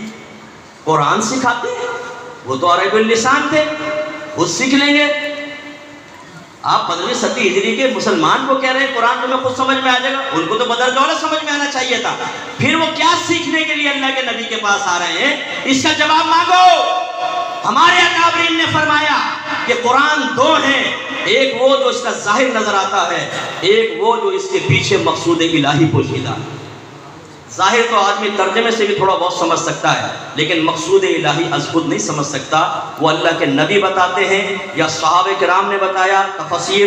اسی لیے حدیثوں کی کتابیں پڑھتے ہیں، علماء سے معلوم کریں، اس میں کتاب التفسیر کے نام سے باقاعدہ عنوان قائم کیا ہے اور اس میں وہ حدیثیں لائے ہیں جس میں نبی کریم صلی اللہ علیہ وسلم نے قرآن کی آیات کی تفسیر کر کے صحابہ کو سمجھایا ہے کہ اس کا ظاہری مفہوم وہ نہیں جو تم سمجھ رہے ہو، بلکہ یہ والا مفہوم. تو جب صحابہ کرام محتاج ہوئے تو آپ اور میں محتاج ہیں کہ نہیں بدرجہ والا بتائیے؟ یہ بھی ایک شرارت چل رہی ہے۔ اس لیے میں آپ سے گزارش کرتا ہوں، بس اب میں بیان ختم کی طرف لا رہا ہوں۔ میں نے آیت پڑھی فَاسْأَلُوا أَهْلَ الذِّكْرِ إِن كُنتُمْ لَا تَعْلَمُونَ، یہ آیت بھی رد ہے ان لوگوں کے لیے۔ اگر قرآن خود ہی سمجھ میں آ جاتا تو اللہ کیوں فرما رہا ہے فَاسْأَلُوا أَهْلَ الذِّكْرِ إِن كُنتُمْ لَا تَعْلَمُونَ؟ اگر تم نہیں جانتے تو اہل علم سے سوال کر دو۔ بھئی ہمیں تو سب کچھ مل جائے گا قرآن سے، میں کیوں سوال کریں؟ اس کا مطلب یہ ہے کہ قرآن از خود سمجھ میں نہیں آئے گا، حدیثیں موجود ہیں لیکن از خود سمجھ میں نہیں آئیں گی، اس کے لیے اہل علم ضروری ہے۔ فَاسْأَلُوا أَهْلَ الذِّكْرِ إِن كُنتُمْ تَعْلَمُونَ، ان میں سب سے پہلے مخاطب، اگر تم نہیں جانتے اہل علم سے پوچھو۔ میں سب سے پہلے لیتا ہوں مفتیان کرام، علماء، کہ اللہ تعالیٰ گویا کہ فرما رہا ہے کہ اے علماء، اے مفتیان کرام، اگر تم نہیں جانتے تو اپنے سے زیادہ صاحب علم سے معلوم۔ یاد رکھیں اللہ نے ہر ذی علم پر ایک اور ذی علم کو فوق رکھا ہے۔ اگر خدا نہ خواستہ میں اپنے آپ کو عقل کل سمجھوں اور اپنے آپ کو بہت بڑا سمجھوں اور دوسروں سے بے نیاز، مجھ سے بڑا بیوقوف کوئی نہیں ہو۔ اللہ تعالیٰ نے علوم کسی کو کم دیے ہیں، کسی کو زیادہ، کسی کو ایک شعبے میں زیادہ دیے ہیں، دوسرے شعبے میں کم، اس کو ایک شعبے میں زیادہ، دوسرے شعبے میں کم۔ ہمیں بالکل شرم نہیں کرنی چاہیے اگر میں عالم اور مفتی ہوں، اللہ مجھے مزید عاجزی عطا فرمائے، میں اپنے شاگردوں سے مشورے لے کر اس کو قبول کرتا ہوں۔ اور آپ کے امام اعظم ابو حنیفہ رضی اللہ تعالیٰ عنہ جیسے امام جن کا فقہ قیامت تک جاری و ساری رہے گا اور اربوں کروڑوں لوگ اس پر عمل کریں گے، آپ کو کسی نے خواب میں دیکھا، یہ در مختار میں لکھا ہے، آپ کو خواب میں دیکھا اور پوچھا کہ آپ کے اتنے درجے کیسے بلند ہوئے، تو آپ نے ارشاد فرمایا کہ دو باتوں کی وجہ سے، ایک تو میں نے علم سیکھنے میں کبھی شرم محسوس نہیں، اور دوسرا علم کو اپنے پاس کبھی نہیں رکھا، جب سیکھا تو دوسروں کو سکھاتا۔ تو اس کا مطلب یہ ہوا کہ ایک تو پہلے مخاطب علماء ہو۔ اب ہماری غلطی یہ ہوتی ہے، ناراض مت ہوئیے گا، بعض بھائی داڑھی رکھ لیتے ہیں، یہ علماء کی بات نہیں کر رہا ہوں، عام بات کر رہا ہوں، داڑھی رکھ لیتے۔ اب کسی نے آ کے مسئلہ پوچھ لیا کہ یہ مسئلہ کیا ہے، وہ داڑھی والا سوچتا پیا جواب نہیں دیا تو یہ کہے گا داڑھی رکھی جواب، وہ اونٹ پٹانگ مارتے اور اس کو گمراہ کر دیتے ہیں۔ حالانکہ نبی کریم صلی اللہ علیہ وسلم نے فرمایا جس نے بغیر علم کے فتویٰ دیا اس پر زمین و آسمان کے تمام فرشتے لعنت کرتے ہیں۔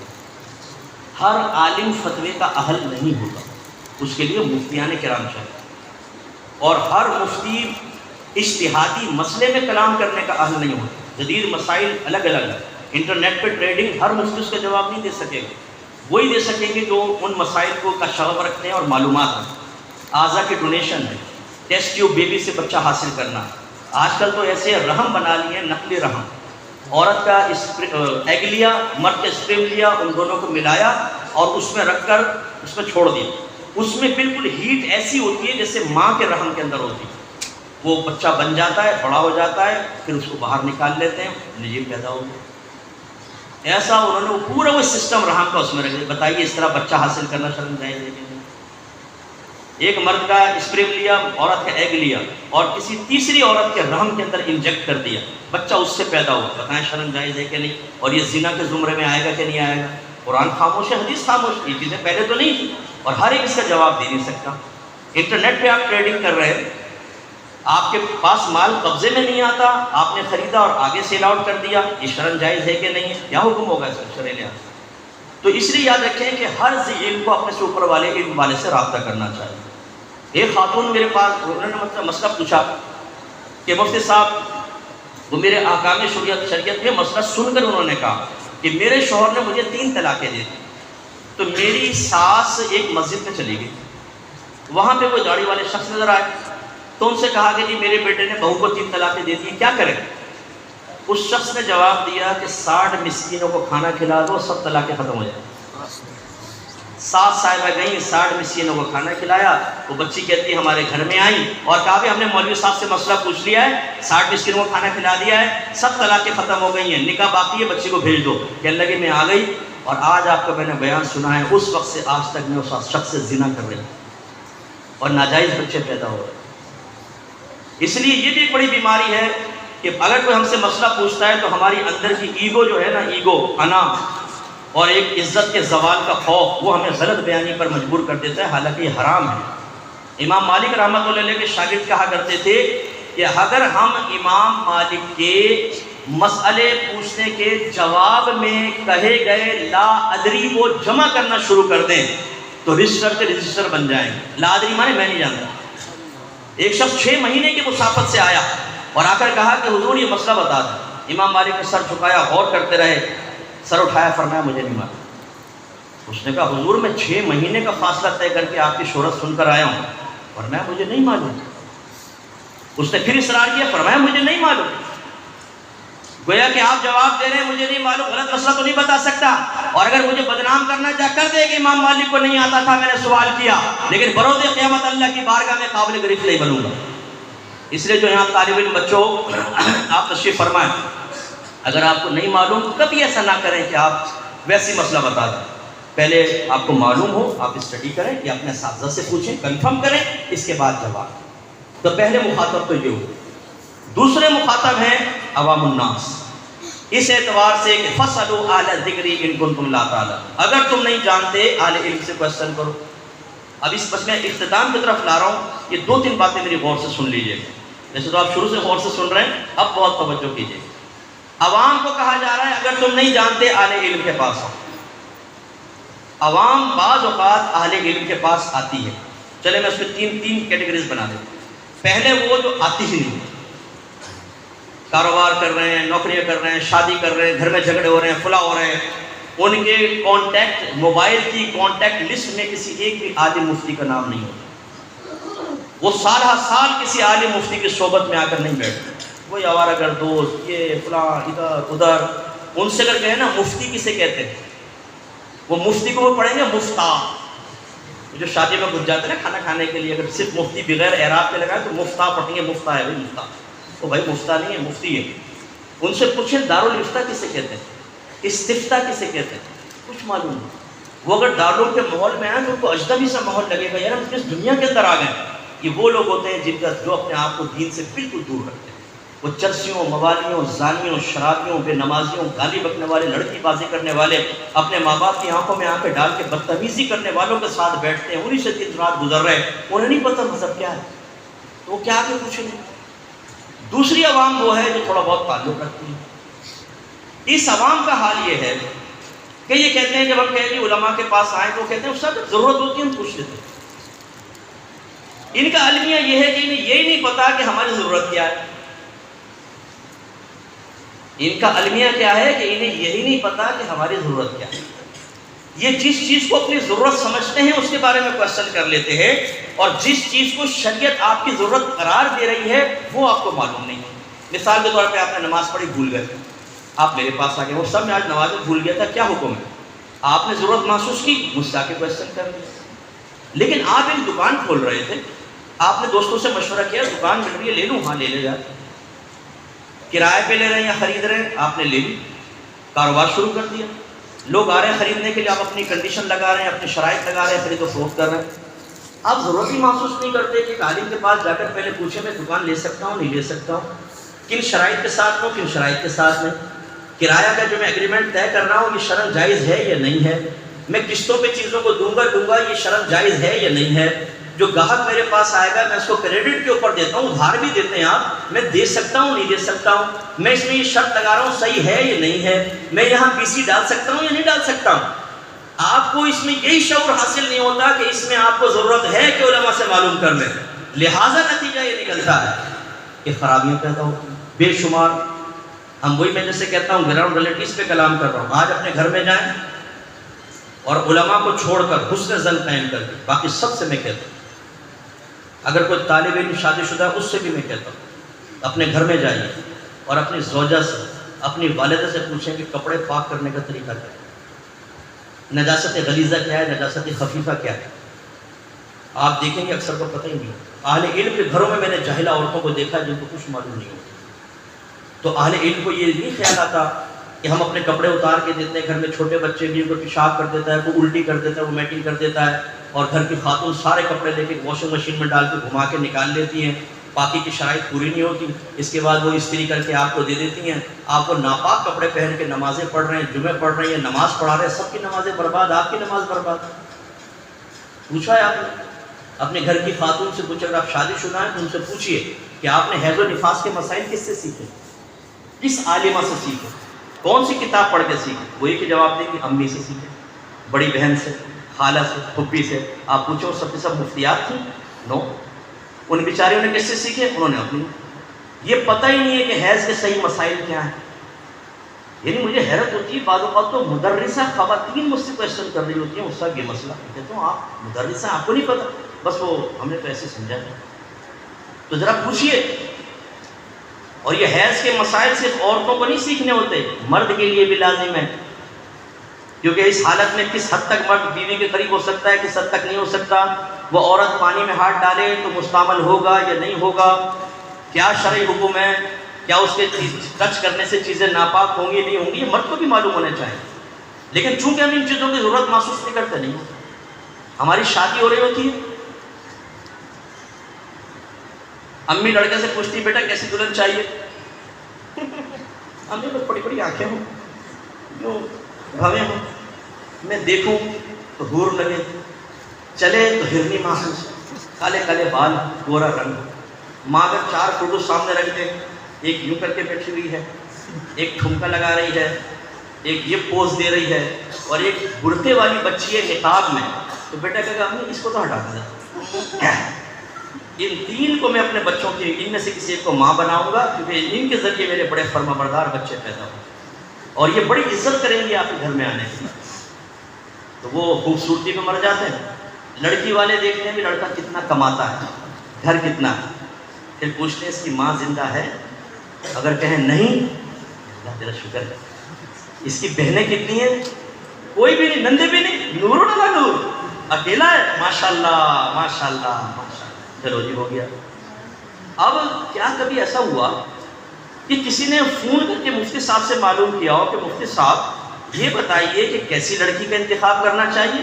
آپ کے نبی نے ارشاد فرمایا کہ عورت سے 4 وجوہات کی بنا پر نکاح ہوتا ہے. ایک اس کے خاندان اور نسب کی بنا پر, دوسرا حسن و جمال, تیسرا مال و دولت, اور چوتھا نیک سیرتی. آپ کے نبی نے فرمایا تم نیک سیرت بچی کو اختیار کرو, اور فرمایا دنیا میں اللہ کا بڑا تحفہ ہے نیک اور صالح بیوی. لیکن ہمیں بے نمازی لڑکی چاہیے, ہمیں بے پردہ لڑکی چاہیے, جو اب تنگ لباس پہن کے غیر مردوں کے سامنے ہمارے ساتھ چلے تو میں فخر کروں کہ اتنی خوبصورت بیوی میرے بغل میں چل رہی ہے, اور سارے کزن رشک میں مبتلا ہو جائیں. لیکن اس بے حیا انسان کو اتنا سمجھ میں نہیں آتا کہ یہ لوگ تیری بیوی کے جسم کو دیکھ رہے ہیں, گندی باتیں سوچ رہے ہیں تیری بیوی کے بارے میں, تمہیں اتنی غیرت نہیں آ رہی. یہ تمہارے بچوں کی ماں بنے گی جو بے پردہ لوگوں کے سامنے آ رہی ہے, جو بے پردہ لوگوں نامحرم لوگوں سے ہنس ہنس کے باتیں کر رہی ہے, جو فیس بک پہ دوستیاں کرتی ہے, جو نماز نہیں پڑھ رہی, یہ تمہارے بچوں کی ماں بنے گی. نوجوانوں جو فیس بک پر انگریز اور ہندو اور سکھ لڑکیوں سے دوستی کیے بیٹھے ہیں, بعض مجھ سے مشورے کرتے ہیں مفتی صاحب ایک کرسچن لڑکی سے میری انڈرسٹینڈنگ ہو گئی ہے, میں چاہتا ہوں اس کو کلمہ پڑھا کے مسلمان کر کے نکاح کرنا. کیوں مسلمان کرنا چاہتا ہے بھائی؟ وہ یہ دین کی ریکوائرمنٹ ہے نا. تو دین تو یہ بھی کہتا ہے تو نماز پڑھ, دین تو یہ بھی کہتا ہے داڑھی رکھ, دین تو یہ بھی کہتا ہے کہ حرام کاری نہ کر, دین تو یہ بھی کہتا ہے کہ اس کرسچن لڑکی سے دوستی نہ کر. وہاں دین تجھے یاد نہیں آیا؟ جہاں نکاح کرنا اس کو بس مسلمان کر کے, تاکہ مصطفیٰ کو اچھا مسلمان کرنا چاہتا ہے, آؤ میں نکاح پڑھاتا ہوں. میں تو ان کو اچھی طرح سے اس کی طبیعت صاف کر دیتا ہوں. میں کہتا ہوں تم اگر اس کو مسلمان کر کے اس طرف لاؤ گے بھی تو وہ آ کے تم سے سوال نہیں کرے گی کہ تو نے اس اسلام میں مجھے داخل کیا جس اسلام پر چلنے کے لیے تو خود تیار نہیں ہے. پھر تو اب یہ ہوتا ہے کہ جی کوئی نہیں پوچھتا لڑکا کیسا ہو, لڑکی کرتی شاید کوئی نہیں پوچھتا کہ مفتی صاحب کیا کوئی ایسے مسائل ہیں کہ لڑکا نادانستہ طور پہ زبان سے الفاظ نکال دے تو نکاح ایک دم ٹوٹ جائے گا, طلاق واقع ہو جائے گی, اور دوبارہ میلاد کے لیے جدید نکاح ہی درکار ہوگا؟ نو. یقین کیجئے کتنے گھر ایسے ہیں جس میں ہمیں یہ پتہ چلا کہ 20 سال سے زنا ہو رہا. ایک بچی نے احکام شریعت میں مسئلہ سنا, ہم نے کہا کہ 3 طلاق ایک وقت میں دی جائیں گی, 3 ہوتی ہیں. اس بچی نے مجھے کال کی, اس نے کہا مفتی صاحب میرے شوہر نے زبان سے مجھے 3 طلاقیں دی. تو میں نے کہا یہ تو طلاق ہو گئی, لیکن بہت پہلے کی 20 سال پہلے کی بات بتا رہی ہے, اس کا مسئلہ سنا نہیں ہوا تھا. تو شوہر نے مجھے کہا کہ بے وقوف, منہ سے جب طلاق ہوئی ہوتی لکھ کر ہوتی. تو لڑکی خود کہتی ہے کہ ہم بھی جاہل خاندان کے, وہ بھی جاہل ساتھ رہنے لگے. اب یاد رکھیں 3 طلاق کے بعد بغیر حلالہ کے یہ لڑکی اس کے لیے حلال نہیں ہوگی. اگر جسمانی تعلق قائم کریں گے زنا خالص, اور بچے پیدا ہوں گے تو ولد الزنا جس کا باپ سے نسب ثابت نہیں ہوگا. اور ساتھ رہنا حرام. یہ بالکل ایسا جیسے آپ محلے کی کوئی اجنبی عورت کو پکڑ کے اپنے گھر میں رکھنا شروع کر دیں اور جسمانی تعلق شروع کر دیں. جو طوائفوں کے ساتھ معاملے ہوتے تھے وہ گھروں میں حلال سمجھ کر رہے ہیں. پھر جب ہم نے ان کو بتایا تو اس بچے نے اپنی جان چھڑائی. میں آپ سب سے کوشچن کرتا ہوں کہ آپ یہ چاہتے ہیں کہ آپ کی بیٹی کے ساتھ کوئی زنا کرے؟ بولیے بولیے زور سے. کیا آپ چاہتے ہیں کہ آپ کا بیٹا کسی کے ساتھ زنا کرے؟ تو پھر آپ نے کیا ان کو طلاق کے مسائل سمجھائے شادی سے پہلے؟ تو حقوق زوجین کورس کروایا ہے؟ دیکھیں یہ کنڈیشنل طلاق ہوتی ہے، یہ مخصوص شرائط کے لیے سمجھانے کے لیے کہہ رہا ہوں. بعض اوقات لفظ دفع ہو جا سے بھی طلاق ہو جاتا ہے. نکل جا، دفع ہو جا، بوریا بستر بول کر تیرے میرا رشتہ ختم، کوئی اور شوہر دیکھ لے، اپنے میکے تک نکل جا. ان سے بھی طلاق ہو سکتی ہے، فوراً نہیں ہوتی، کنڈیشنل ہوتی ہے لیکن ہو سکتی ہے. اس لیے میں اکثر یہ کہتا ہوں آپ ماضی کو یاد کریں. کبھی بیوی سے جھگڑا کرتے ہوئے ایسے الفاظ تو نہیں کہتے آزاد ہے، جب تجھے چھوڑ دیا دفع ہو جا، نکل جا، شکل گم کر، دوسرا شوہر تلاش کر لے. اگر کہیں تو فوراً یاد کریں، بیوی سے مشورہ کیجیے گا. کبھی کہیں اس کو یاد آئے لکھیں اور اس میں فتویٰ لیں. میں نے احکام شریعت میں بیان کیا تو امریکہ سے ایک شخص نے مجھے فون کیا، کہنے لگا مفتی صاحب آپ نے کون سا مسئلہ بیان کر دیا، میری بیوی کمرے میں داخل ہو گئی، اندر سے کنڈی لگا لی اور کہتی ہے خبردار جو میرے قریب آیا پہلے مفتی صاحب سے مسئلہ معلوم کروں گی. میں نے کہا بھائی کیا ہوا، بات کرواؤ. تو اس لڑکی نے کہا مفتی صاحب کل آپ نے مجھے یہ مسئلہ یہ احکام شریعت میں بتایا کہ ایسے ایسے الفاظ سے طلاق ہو جاتی ہے اور مجھے یاد پڑ رہا ہے میرے شوہر نے بھی کہی ہے ایسے الفاظ کہیں، اس لیے میں نے کہا خبردار میرے قریب نہیں آنا، پہلے مفتی صاحب سے مسئلہ پوچھوں گی. پھر میں نے جب وہ الفاظ سنے تو الحمدللہ طلاق نہیں ہوئی تھی. تو ان کو سمجھایا کہ نہیں ہوئی، لیکن کئی مقام پہ ایسا ہوا ہو گیا اور وہ پچھتا رہے. اب ہوتا کیا ہے جب لفظ کنایا سے طلاق دی جاتی ہے، یعنی ایسے لفظ جو طلاق کے لیے خاص نہیں ہوتے ہم استعمال کر لیتے ہیں، جیسے لفظ دفع ہو جا یا میں نے آزاد کیا، اس سے فوراً نکاح ٹوٹ جائے. اب اگر دوبارہ ملنا ہے تو جدید نکاح درکار ہوگا.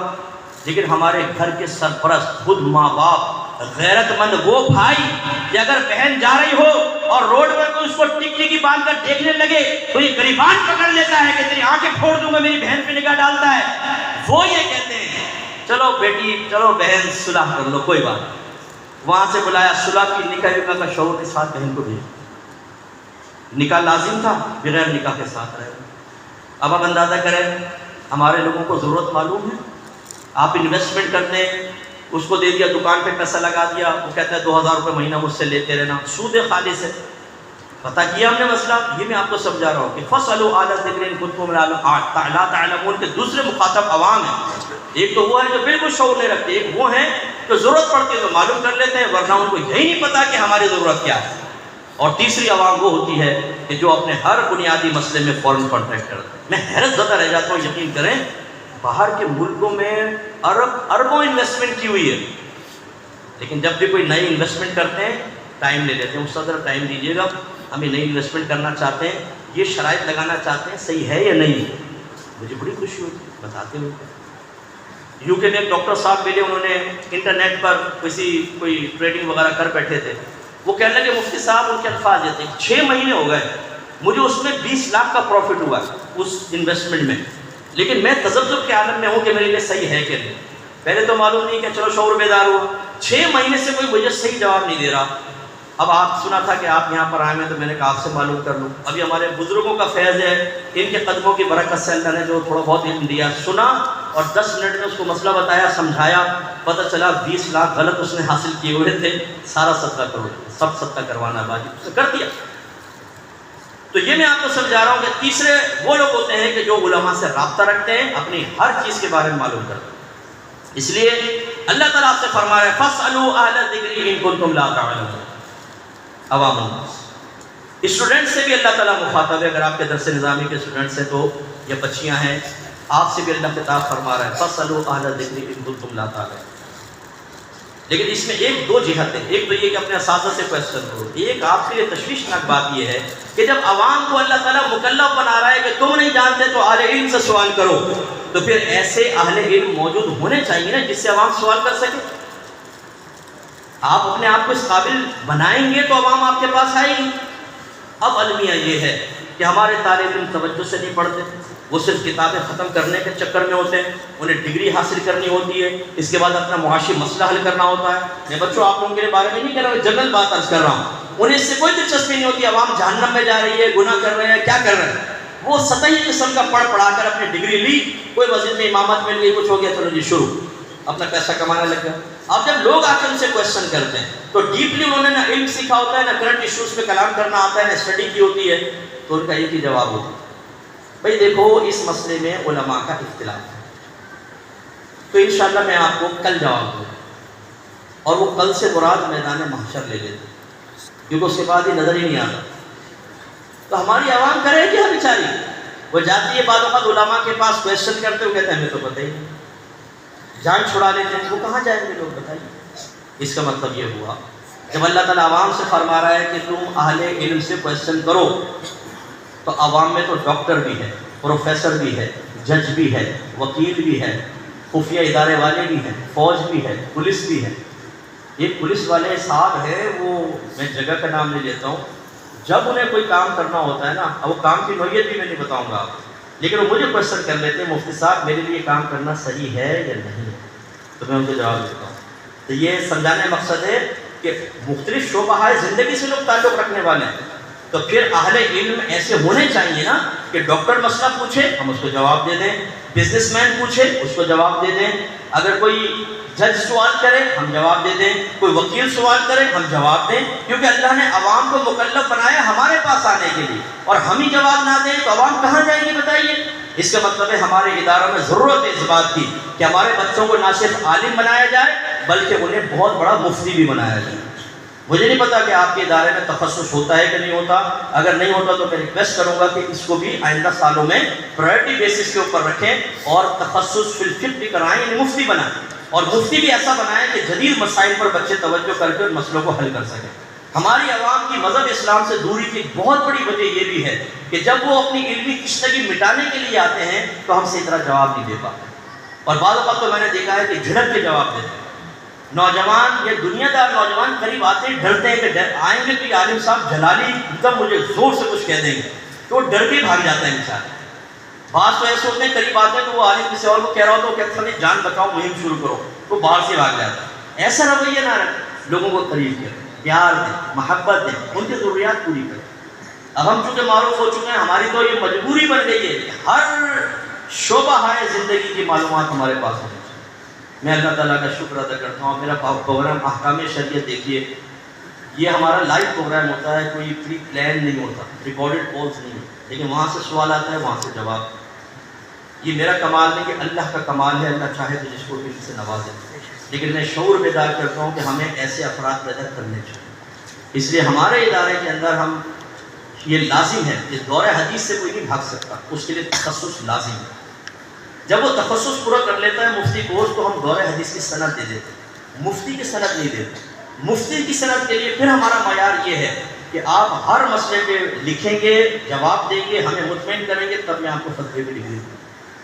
ابھی بھی ہماری تقریب تھی کل یہ اتوار کو اور ہفتے کو، اور اس میں نے 3 مفتیان کرام کو سند دی ہے جو عرصہ دراز سے فتویٰ لکھ رہے ہیں میرے پاس، اب دیے ان کو جا کے سند، کیونکہ میں اس کو بھی امانت میں خیانت سمجھتا ہوں کہ ایک آدمی جب اہل نہیں ہے فتوے دینے کا، خالی آپ کے پاس تخصص فی الفقہ کر لے اور آپ اس کو فتوے کی سند دے دیں. سند دینے کا مطلب ہے کہ اس کو اجازت کہ تم فتویٰ دے سکتے ہو. اب وہ فتویٰ دینے کا اہل نہیں ہے تو اس کو اجازت کیسے دے سکتے ہیں؟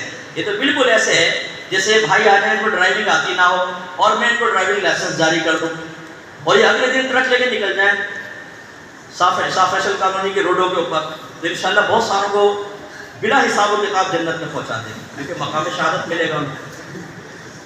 تو اب اس سے اہل علم مجھ سے ناراض ہو جاتے ہیں. بھائی اس میں ناراضی کون سی بات ہے؟ میں صحیح بات کہہ رہا ہوں نا، اگر آپ تخصص لکھ میں جو بچہ پڑھ رہا ہے اس کا امتحان تو لیں، اس سے کوشچن کریں، وہ دیکھیں کہ لوگوں کی ضرورت پوری کر سکتا ہے کہ نہیں کر سکتا. اگر نہیں کر سکتا تو اس کو آپ کیسے دے سکتے ہیں افتاء کی سند؟ اس سے کہیں ٹھیک ہے تم نے 2 سال پڑھا ہے لیکن تمہیں سند نہیں ملے گی، ہمارا معیار یہ اس کو پورا کرو، یا 2 سال کے اندر پورا کروائیں تب اس کو سند جاری کریں. یہ بھی ہمارا بڑا المیہ ہے. تو خلاصہ کلام یہ ہے کہ ہمیں بھی توجہ کرنی چاہیے. اور آخری بات مخیر حضرات سے میری طرف، فَاسْأَلُوا أَهْلَ الذِّكْرِ إِن كُنتُمْ لَا تَعْلَمُونَ. اگر تم نہیں جانتے اہل علم سے کوشچن کرو. عوام کو اہل علم کی طرف آنے کا حکم دیا گیا. اہل علم بنے گے کیسے؟ یہ کوئی بیج تو نہیں ہوتا کہ ہم بیج اگا دیتے ہیں اور یہ نکل آیا عالم، یہ نکلا مفتی، یہ نکلا مفتی مجتہد، یہ توڑا جاؤ بیٹا کام کرو، ایسا تو نہیں ہوتا۔ اس کے لیے ادارہ قائم کرنا پڑتا ہے، اس کے لیے فنڈ چاہیے ہوتے ہیں، اس کے لیے علماء کو سیلریز دینی ہوتی ہیں، بجلی کی یوٹیلیٹی بلز ہوتے ہیں، کھانے پینے کے اخراجات ہوتے ہیں، تب ایک اچھا عالم مارز وجود میں آتا ہے۔ پھر جب وہ مارز وجود میں آئے گا، پھر عوام اس سے رابطہ کرے گی اور لوگوں کے مسائل حل ہوں گے۔ اب آپ بتائیے کہ اگر ہمارے ادارے طالب علموں سے خالی رہیں یا طالب علم آ گئے اور اس ادارے کا نظام نہیں چل سکے گا تو اچھے عالم کیسے بنیں گے؟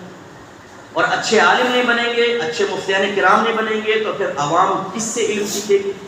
جب نہیں سیکھے گی تب یہ معاملہ ہوتا ہے جو میں نے آپ کو پیچھے پورا بیان کیا، جو آپ کے نبی نے بھی بیان فرمایا کہ آخری زمانے میں علم اٹھا لیا جائے گا، لیکن ایسا نہیں ہوگا کہ اس کو سینوں سے کھینچ لیا جائے۔ فرمایا علماء فوت ہوں گے اور کوئی ان کی جگہ لینے والا نہیں ہوگا، تو لوگ جاہلوں کو اپنا رہنما بنائیں گے اور ان سے کوسچن کریں گے اور وہ جواب دے کر خود بھی گمراہ ہوں گے اور لوگوں کو بھی گمراہ کریں گے۔ اگر آپ کے اہل سنت میں عالم نہیں بنے، اچھے مفتی نہیں بنے، تو پھر قوم کس کے پاس جائے گی؟ وہ شاید ایسے لوگوں کے پاس چلا جائے جن کی عقیدہ ٹھیک نہ ہو اور وہ ان کی برین واشنگ کر کے ان کے عقیدے کو خراب کر دیں۔ اس لیے جتنے مخیر حضرات یہاں بیٹھے ہیں یا میرا اسپیچ سن رہے ہیں، خدا را آپ کے ادارے کا نام کیا ہے؟ جامعہ غوثیہ طفیلیہ، جامعہ غوثیہ طفیلیہ میں بیان کر رہا ہوں، اگر انٹرنیٹ پہ کوئی سنے، بشمول اس ادارے جہاں اہل سنت کے ادارے چل رہے ہیں، ان میں آپ کو اچھے علماء پیدا کرنے کے لیے سعی احسن کرنی ہے۔ نمبر 1، آپ خود ایڈمیشن کیوں نہیں لیتے؟ سٹی کا آدمی کیوں نہیں لیتا؟ آپ انجینئر ہیں، عالم بھی بنے، آپ ڈاکٹر ہیں، عالم بھی بنے۔ یہ میں قسم کھا کر کہتا ہوں کہ جب آپ میدان معاشر میں پہنچیں گے تو اللہ تعالیٰ آپ کو ڈاکٹریٹ کی ڈگری کے اوپر یا MBBS کی ڈگری پر جنت نہیں دے گا، عالم کی ڈگری پر، عالم ہونے کی بنا پر درجات کی بلندی عطا ضرور فرمائے۔ تو کیوں نہ پھر ڈاکٹر بھی بنے، عالم بھی ہو، انجینئر بھی ہو، عالم بھی ہو؟ آپ ایسا کیوں نہیں کرتے؟ پھر اپنے بچوں کے بارے میں ذہن کیوں نہیں بناتے؟ جس سے پوچھو کیا ارادہ ہے بچے کے فیوچر کا، وہ سب انشاءاللہ IT کے شعبے میں، انشاءاللہ انجینئر، انشاءاللہ ڈاکٹر، انشاءاللہ پروفیسر، انشاءاللہ باہر جا کے بچہ کمائے گا۔ یار کوئی ایک بھی جواب نہیں دیتا کہ میں اپنے بچے کو عالم بناؤں گا، مفتی بناؤں گا، وہ ساری زندگی نبی کریم صلی اللہ علیہ وسلم کی امت کی خدمت کرے گا، پھر میدان محشر میں آؤں گا، میرے بچے کو بلایا جائے گا، مجھے بلایا جائے گا، میرے سر پہ عزت کا تاج رکھا جائے گا اور میرا بچہ پورے خاندان کی شفاعت کر کے ہمیں جنت میں لے جائے گا۔ یہ باپ کا ذہن ہی نہیں۔ اگر کسی سے کہے اپنے بچے کو مسجد کا امام بنا دو، امام مسجد، ہم نے اس عظیم مصلی جس پر انبیاء کھڑے ہوئے ہیں امامت فرمائی، تمام خلفاء راشدین، تمام اولیاء امامت فرماتے رہے، ہم نے اس مقام کو اتنا ذلت میں مبتلا کر دیا ہے، اتنا اس کو بدنام کر دیا ہے کہ آج اگر آپ پڑھے لکھے آدمی سے، ویل ایجوکیٹڈ کو، اچھی فیملی والے سے، اس کو آپ اچھا کہتے ہیں، بہرحال معیار الگ الگ ہو سکتے ہیں، لیکن ان سے اگر کہ اپنے بیٹے کو مسجد کا امام بنا دو تو وہ کہے گا توبہ توبہ توبہ توبہ۔ ارے بھائی مسجد کا امام اتنا بڑا منصب ہے، لیکن ہم نے اس کو اتنا حقیر بنا دیا ہے کچھ امتحان۔ تو چلے امام نہ بنا، عالم بنا، مفتی بنا، آپ کا بچہ سوشل میڈیا پر آ کر کام کرے، لوگوں کو دین کی طرف لے کر آئے۔ ایک بچے کو عالم بناؤ، ایک بچی کو عالمہ بناؤ، انہیں مفتی بناؤ، مفتیہ بناؤ۔ تیسری چیز مال۔ میرے آقا صلی اللہ علیہ وسلم نے ارشاد فرمایا کہ آخری زمانے میں دین کا کام بھی دراہیم اور دنانیر کی وجہ سے یا ان کے سبب سے ہو۔ آج دیکھیں آپ کے گھر میں بجٹ کتنا ایسا ٹائٹ ہو گیا ہے۔ ابھی مجھے پچھلے دنوں پتہ چلا انڈا 25 روپے کا ہو گیا ہے، ابھی تو شاید بڑھ بھی جائے گا۔ میں حیران ہو گیا، یار 100 روپے میں 4 انڈے، اتنی مہنگائی اور پیٹرول کا معاملہ، واقعی مہنگائی سب کے ساتھ، لیکن آپ سوچئے پھر ادارے چلانا کتنا مشکل ہوگی۔ مہنگائی تو ادھر بھی ہے نا۔ اس لیے میں آپ سب سے گزارش کرتا ہوں جو یہاں کے اہل محلہ ہیں، جن کو اللہ تبارک و تعالیٰ نے مال دیا ہے، آپ اچھی سیلری حاصل کرتے ہیں، ایک حصہ اللہ کے لیے مخصوص کرتے ہیں، خدا کی قسم نقصان نہیں ہوتا ہے۔ اللہ تعالیٰ فرماتا ہے ان تنصروا اللہ यंसुरकुम, अगर तुम अल्लाह के दीन की मदद करोगे अल्लाह तुम्हारी मदद फरमाएगा। आपके नबी करीम सल्लल्लाहु अलैहि वसल्लम ने इरशाद फरमाया, खुदा की कसम सदक़े से तुम्हारा माल कम नहीं होगा। अब कम तो होता है, 100 रुपये मैंने 50 दे दिए तो 50 कम हो गए, लेकिन मेरे आका के कहने का मतलब ये है कि अल्लाह इसके जवाब में तुम्हें इतना देगा कि तुम 50 दोगे वो 5 लाख तुम्हें अता फरमा देगा, कमी होगी नहीं। और मेरे आका सल्लल्लाहु अलैहि वसल्लम ने रिवायत बयान फरमाई कि एक शख्स का कहीं सफ़र कर रहा था, एक बादल से आवाज़ आई, फुला जगह जा और बरस जा। आप हैरान हुए, पीछे चल पड़े, वो बादल एक जगह गया, बरसा, चट्टान पे पानी गिरा और चलने लगा। आप पीछे पीछे चलने लगे, हद तक एक बाग तक पहुँच गए। वो पानी बाग में दाखिल हुआ, उसमें एक आदमी था, उसने फावड़े से मुख्तलिफ क्यारों में पानी को डिस्ट्रीब्यूट किया, तो आप उसके पास पहुँच गए। आपने बादल में उसका नाम सुना था, आपने फरमाया तो फुला है? उसने कहा हाँ। उसने कहा आप तो अजनबी हैं, आपको मेरा नाम कैसे पता चला? तो फिर उन्होंने वाक़या कहा कि मैंने एक बादल से आवाज़ सुनी, इसका मतलब है अल्लाह ने तेरी गैब से मदद की है, तुम ऐसा कौन सा अमल करते हो? गौर से सुनिएगा। उस शख्स ने कहा कि अब अल्लाह ने मेरा राज फाश कर दिया, तो मैं आपको बता रहा हूँ, इस बाग से जितनी आमदनी होती है मैं फ़ौरन उसके 3 हिस्से करता हूँ। एक हिस्सा इसी बाग में लगाता हूँ, एक हिस्सा खुद पर अपने बीवी बच्चों पे खर्च करता हूँ, और एक हिस्सा अपने अल्लाह के रास्ते में इखलास और खुश दिली के साथ खर्च कर देता हूँ। ये उसका है। हम पैसा बचाते, खर्च नहीं करना चाहते। मस्जिद के अंदर जब चंदा होता है तो मैंने देखा बात तो चंदा ही नहीं देते। अच्छा जो देते भी हैं बात को तो गड्डी निकालेंगे, 5000, 1000, 500, 100, 50, 20, फिर एक करारा 10 हाथों से बैठा देते हैं। फिर कोई क्यों पड़ा होता है, क्या देते हैं उसमें सोए पड़े में, उस नोट को निकालते हैं, ये पकड़ा, मुट्ठी में बंद किया, अंदर डाल के छोड़ दिया, जैसे मैं छुपाना चाहता हूँ। यार तुमने सड़ा हुआ नोट निकाला, करारा भी अपने पास रख दिया, वो भी अल्लाह को देना पसंद नहीं किया, और ये करके रखते हैं। दीन के लिए हम खर्च नहीं करना, हम डरते हैं यार खर्च करेंगे तंगदस्ती आएगी। अब ना डरे, मैं आपको मशवरा देता हूँ, आधी सैलरी नहीं या तीसरा हिस्सा नहीं, जो आपको सैलरी मिल रही है पर मंथ 2%, 3%, 4% या 5%, जितना अल्लाह आपको हिम्मत है, इदारे के अंदर, मस्जिद के अंदर, खुश दिली के साथ, बरकत आप आंखों से देखें। मैंने ये देखा है कि लोगों की अफवाहें यहाँ बैठ जाती हैं, अल्लाह रसूल की तालीमात की तरफ तवज्जो नहीं करते। मसलन लोगों की अफवाहें क्या है, भाई आजकल हराम से हलाल से गुजारा नहीं होता, भाई थोड़ी बहुत इधर उधर की लेनी पड़ती है, भाई आज दीन पे चल के गुजारा नहीं होगा, अब भाई दीन पे चलना बड़ा मुश्किल है। ये बैठ गई यहाँ बात, हाँ बिल्कुल सही बात है, बिल्कुल सही बात।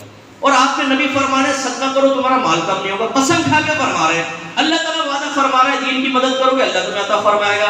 लेकिन कमबख्त ये हमारी ज़ईफ़ुल एतिकादी ऐसी है कि इन वादा खुदाबंदी और वादा रसूल पर एतमाद करने के लिए तैयार नहीं है। ओ भाई आजमा कर देख लो, एक दफा करो खुद दिली के साथ, अल्लाह ताला आपको इज्जत भी देगा और माल भी अता फरमाएगा। और ये कोई अफसान की बात नहीं है, खामखा जोश पैदा करने के लिए मैं कभी कुछ नहीं करूँगा, जो वाकई हकीकत है वो मैं आपको बता रहा हूँ, अल्लाह के राह में। लिहाजा अपने आप खुद एडमिशन लें यहाँ पर आकर। मैं हजरत से भी गुजारिश करूँगा कुछ शॉर्ट कोर्सेज का आगाज़ कर दें, जैसे तहारत कोर्स है, उसमें पब्लिक को जमा करें, उसमें तहारत से मुताल्लिक़ मसाइल, तिजारत कोर्स है, वरासत कोर्स है, इबादत कोर्स है, हुकूक़ ज़ौजैन कोर्स है, गुनाहों की मारिफत का कोर्स है, तफसीर कुरान का, शरह हदीस का। अगर होता है तो बहुत अच्छी बात है, अगर नहीं होता तो आम पब्लिक के लिए भी कोर्सेज रखें तो इंशाल्लाह लोग आएंगे। आप उसमें एडमिशन लें। इसके अलावा अपने बच्चों को आलिम मुफ्ती बनाएं, आप खुद भी बने। मैं आपको दावत देता हूँ, कभी संडे आए मेरे एकेडमी में। हमने संडे में क्लास स्टार्ट की हुई है, 8 साल का दरस निज़ामी। इसमें दीनी तालिब इल्म का दाखिला मना, सिर्फ engineer, doctor, professor, bankers, job करने वाले, हाउस वाइफ ये आए। और माशाल्लाह 6ठा साल हो चुका है, फीस भी लेता हूँ, फीस के बावजूद 6ठा साल है। और मेरी क्लास में 90 से अबव स्टूडेंट्स, 90 से ज़्यादा, और 6 साल से पढ़ रहे हैं। पूरा हफ्ता अपना काम करते हैं, इतवार को आते हैं। और माशाल्लाह हमारा टीचिंग मेथड ऐसा है, आप देखें हम मुफ्त में पढ़ाएं, लोग भाग जाते हैं। मैं फीस लेके पढ़ा रहा हूँ, 6 महीने से टिके हुए हैं, फिर 5वीं क्लास में, तीसरी, दूसरी, पहली। मेरा जहन, मैं ये कहता हूँ कि मुझे शहरी लोगों को करीब करना चाहिए। बेटा आप सिटी के लोग हैं, आप करीब आएँ, ये सब हमारे बच्चे सर के ताज होते हैं। जो गाँवों से या पसमानदा इलाकों से आते हैं वो भी हमारे सर के ताज हैं, वो अल्लाह के मेहमान हैं, वो अल्लाह के कासिद हैं, वो अल्लाह के प्यारे हैं, इसका इनकार नहीं। लेकिन जिस मकाम पर आप रहते हैं, जब वही मकाम का एक आदमी तैयार होता है तो फिर काम बहुत अच्छा होता है। دیکھیں نا اللہ تعالیٰ نے ہمارے نبی کے بارے میں کیا فرمایا, ہم نے تم ہی میں سے ایک شخص کو تمہارے درمیان مبعوث کیا. تو پھر اب جو ہم جنس ہوتا ہے نا, جو قریبی ہوتا ہے, اس کی بات جلدی لوگ قبول کرتے ہیں. آپ پڑھے لکھے ہیں ماشاءاللہ, اگر آپ جانتے ہیں, لینگویجز جانتے ہیں, آپ موجودہ دور آپ اسکول جاتے ہیں, کالج جاتے ہیں, آپ بزنس کی لائن میں ہیں, آپ جب علم دین سیکھ لیں گے تو ان جگہوں پر شاید میں بھی نہ پہنچ سکوں, آپ پہنچیں. اس لیے آپ بھی آئیے, حضرت سے مشورہ کیجیے کہ حضور میں علم دین سیکھنا چاہتا ہوں, اس کا طریقہ بتائیے, حضرت بتائیں گے انشاءاللہ. کوئی اور اگر آپ کو چاہیے تو اور وقت کریں. آخر میں بس میں چند سجیشن دے کر میں اپنا بیان ختم کرتا ہوں. نمبر 1, آپ تفسیر قرآن جس کی بھی سننا چاہیں, پڑھنا چاہیں, یہاں پہ بھی درس تفسیر قرآن ہوتا ہے تو ضرور اس کو سنیے. لیکن یوٹیوب پر تدبر قرآن کے نام سے میری تفسیر ہے, جو میں نے 3 سال میں QTV میں ریکارڈ کیا, وہاں اس میں ڈلی ہوئی ہے. ایپیسوڈ 1 سے سننا شروع کریں, تدبر قرآن, روزانہ ایک ایپیسوڈ سن لیا. اس کا فائدہ یہ ہوگا کہ ترجمہ قرآن, اور کم از کم زندگی میں ایک بار پورے قرآن کو آپ ترجمہ تفسیر سے سن سکیں, ورنہ ایسے مر جائیں گے, مجھے پتہ ہے موقع نہیں ملے. اور دوسرا اس میں فائدہ یہ ہے کہ جہاں کہیں عقائد اہل سنت اور معمولات اہل سنت پر کوئی آیت دلیل بن رہی ہے, اس کی میں نے نشاندہی کی ہے, اور اس پہ کئی پروگرام ریکارڈ کیے, نیاز کے مسئلوں پر, علم غیب کے مسائل پر, یا رسول اللہ کہنے کے مسئلے کے اوپر, اور 11ویں پر 12ویں پر خود استدلال کر کے آپ اس کو سنیں. بہت بہترین تفسیر انشاءاللہ آپ کو محسوس ہوگی. اور جہاں اصلاحی بات اصلاح, باہر کے کتنے لوگ کہتے ہیں کہ ہم اپنے بچوں کو بٹھا کے مفتی صاحب ایک ایپیسوڈ ڈیلی سنوا دیتے ہیں, ہمارے بچوں میں حیرت انگیز تبدیلی آ گئی, تو آپ بھی ایسا کریں. سیکنڈ, لکھیے گا درس بخاری بائے مفتی اکمل, اس میں بھی لکھیے گا تدبر قرآن بائے مفتی اکمل, آ جائیں گے ایپیسوڈ درس بخاری بائے مفتی اکمل. یہ 10 سال ہو گئے مجھے درس بخاری کرتے ہوئے, انشاءاللہ پوری بخاری شریف کا میں درس کروں گا, یہ بھی آپ سن لیں تو تفسیر بھی حاصل ہو گئی اور شرح حدیث بھی آپ کو ملے گی. تیسرا میرا پروگرام ہے احکام شریعت, جمعہ اور ہفتے کو لائیو ہوتا ہے 8 to 9 نائٹ میں چلتا ہے, 8 سے 9 نکل جائے. یہ بھی یوٹیوب پہ ڈلا ہوا ہے, احکام شریعت لکھیں, اس سے آپ کو فقہ حاصل ہو جائے. تفسیر, حدیث یعنی قرآن, حدیث, فقہ, 3 چیزیں یہاں سے ہوئیں. چوتھا, تصوف پہ میں نے کتاب لکھی ہے قرب الہی, یہ بیسٹ بک ہے تصوف کے اوپر. اس لیے نہیں کہ میں نے لکھی, اس لیے کہ میرے اکابرین کا فیض ہے, آپ اس کو پڑھ کر دیکھیں, انشاءاللہ آپ یہ کہیں گے کہ موجودہ دور کے تقاضوں کے اعتبار سے یہ اس وقت کی مفید ترین کتاب ہے, قرب الہی.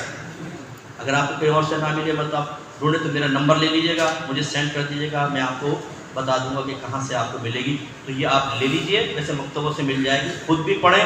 اس میں بتایا گیا ہے کہ ایک نوجوان اگر دین کی طرف آنا چاہے, فرسٹ اسٹیپ کیا ہے, اللہ کے قریب ہونا چاہے, پہلا اسٹیپ کیا ہے, سیکنڈ, تھرڈ, فورتھ, اس کو پڑھیں, بہترین کتاب. اور آخر میں پیروں کے بارے میں بیان کیا ہے کہ کس پیر سے ہمیں بیعت کرنی چاہیے. تو آپ کو ڈبے قسم کے جو جعلی پیر پورے مارکیٹ میں پھیلے ہوئے ہیں, جو اچھے لوگوں کو بدنام کر رہے ہیں, ان سے بھی جان چھڑانے میں آسانی ہوگی. اس کے علاوہ کورسز کا میں نے بتا دیا. اگر کوئی بہن ایسی ہیں جو آپ کے یہاں نہیں ہے, قریب دور ہیں, اور کورس کو کرنا چاہتی ہیں, تو ہماری اکیڈمی سے آپ آن لائن کورس کروا سکتے ہیں. معلوم کرنے اگر یہاں سے ہو رہا ہے تو اس کو میں پرائورٹی دوں گا ہمیشہ. جو علاقائی کام کر رہے ہوتے ہیں میں ان کو سب سے پہلے فوقیت دیتا ہوں. اگر نہ ملے تو بہرحال پھر آپ سے رجوع کر سکتے ہیں کہ فرض العلوم کورس چل رہا ہے, یہ کر سکتے ہیں. اس میں تمام جو فرائض فرض علوم میں وہ سیکھنے میں آسانی ہوگی, جس کے بارے میں نبی کریم نے فرمایا کہ طلب العلم فریضۃ علی کل مسلم, یہ سیکھنے کو ملے گا.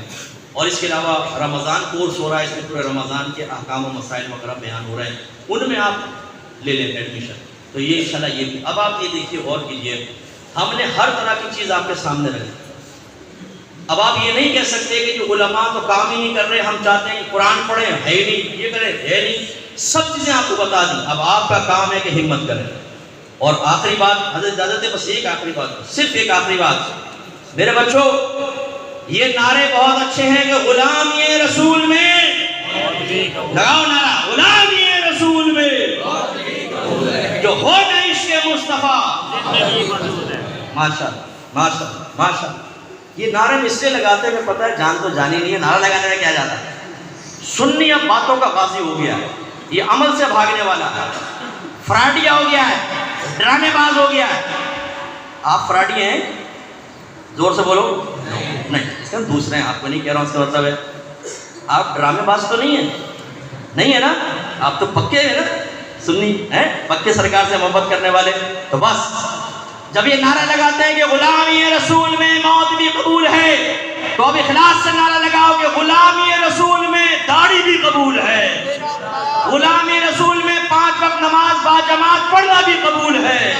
غلام رسول میں گناہ چھوڑ دینا بھی قبول ہے، غلام رسول میں علم دین سیکھنا بھی قبول ہے، غلام رسول میں لڑکیوں سے دوستی منقطع کر دینا بھی قبول ہے، غلام رسول میں فیس بک سے لڑکیوں کے تمام اکاؤنٹ ڈیلیٹ کر دینا بھی قبول ہے، غلام رسول میں ماں باپ کی فرما برداری کرنا بھی قبول ہے، غلام رسول میں چرسیوں، موالیوں اور بے نمازیوں سے دوستی چھوڑ دینا بھی قبول ہے، پھر تو کمال بنے۔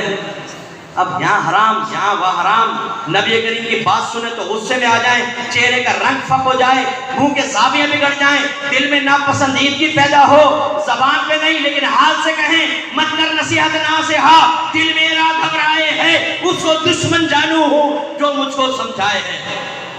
نبی کی نہ بات کرو، نبی کی نہ سناؤ، فیس بک پہ ٹھمکے دکھاؤ، یہ کرو اور وہ کرو، لیکن غلامی رسول میں موت بھی قبول ہے، جو ہونا عشق مصطفیٰ تو زندگی فضول ہے۔ ابے بھائی عشق مصطفیٰ کے بغیر زندگی فضول ہے تو کیا ہمارے پاس عشق مصطفیٰ ہے؟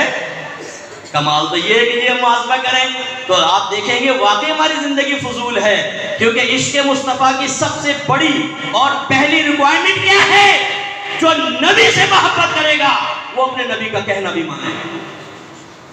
آپ کے نبی نے فرمایا داڑھی بڑھاؤ مونچھ چھوٹی کرو اور یہودیوں کی سی صورت مت بنو۔ کیوں ہم غیر مسلمین کی صورت بن کے خوش ہوتے ہیں؟ ہمیں نہیں پسند آتا نبی کا والا چہرہ داڑھی والا، صحابہ نے داڑھی رکھی، تمام نبی داڑھی والا، تمام اولیاء داڑھی والا، کیوں نہیں رکھتے؟ اپنی اس سنت سے، نبی کی سنت سے اتنی نفرت، تو پھر یہ نعرہ غلام رسول میں موت کی قبول، جو ہونا عشق مصطفیٰ زندگی فضول ہے۔ سرکار ہمارا معبود علم والا، ہمارے نبی علم والے، اسلام علم سے بھرپور، قرآن علم سے بھرپور، لیکن ماننے والا علم سے خالی۔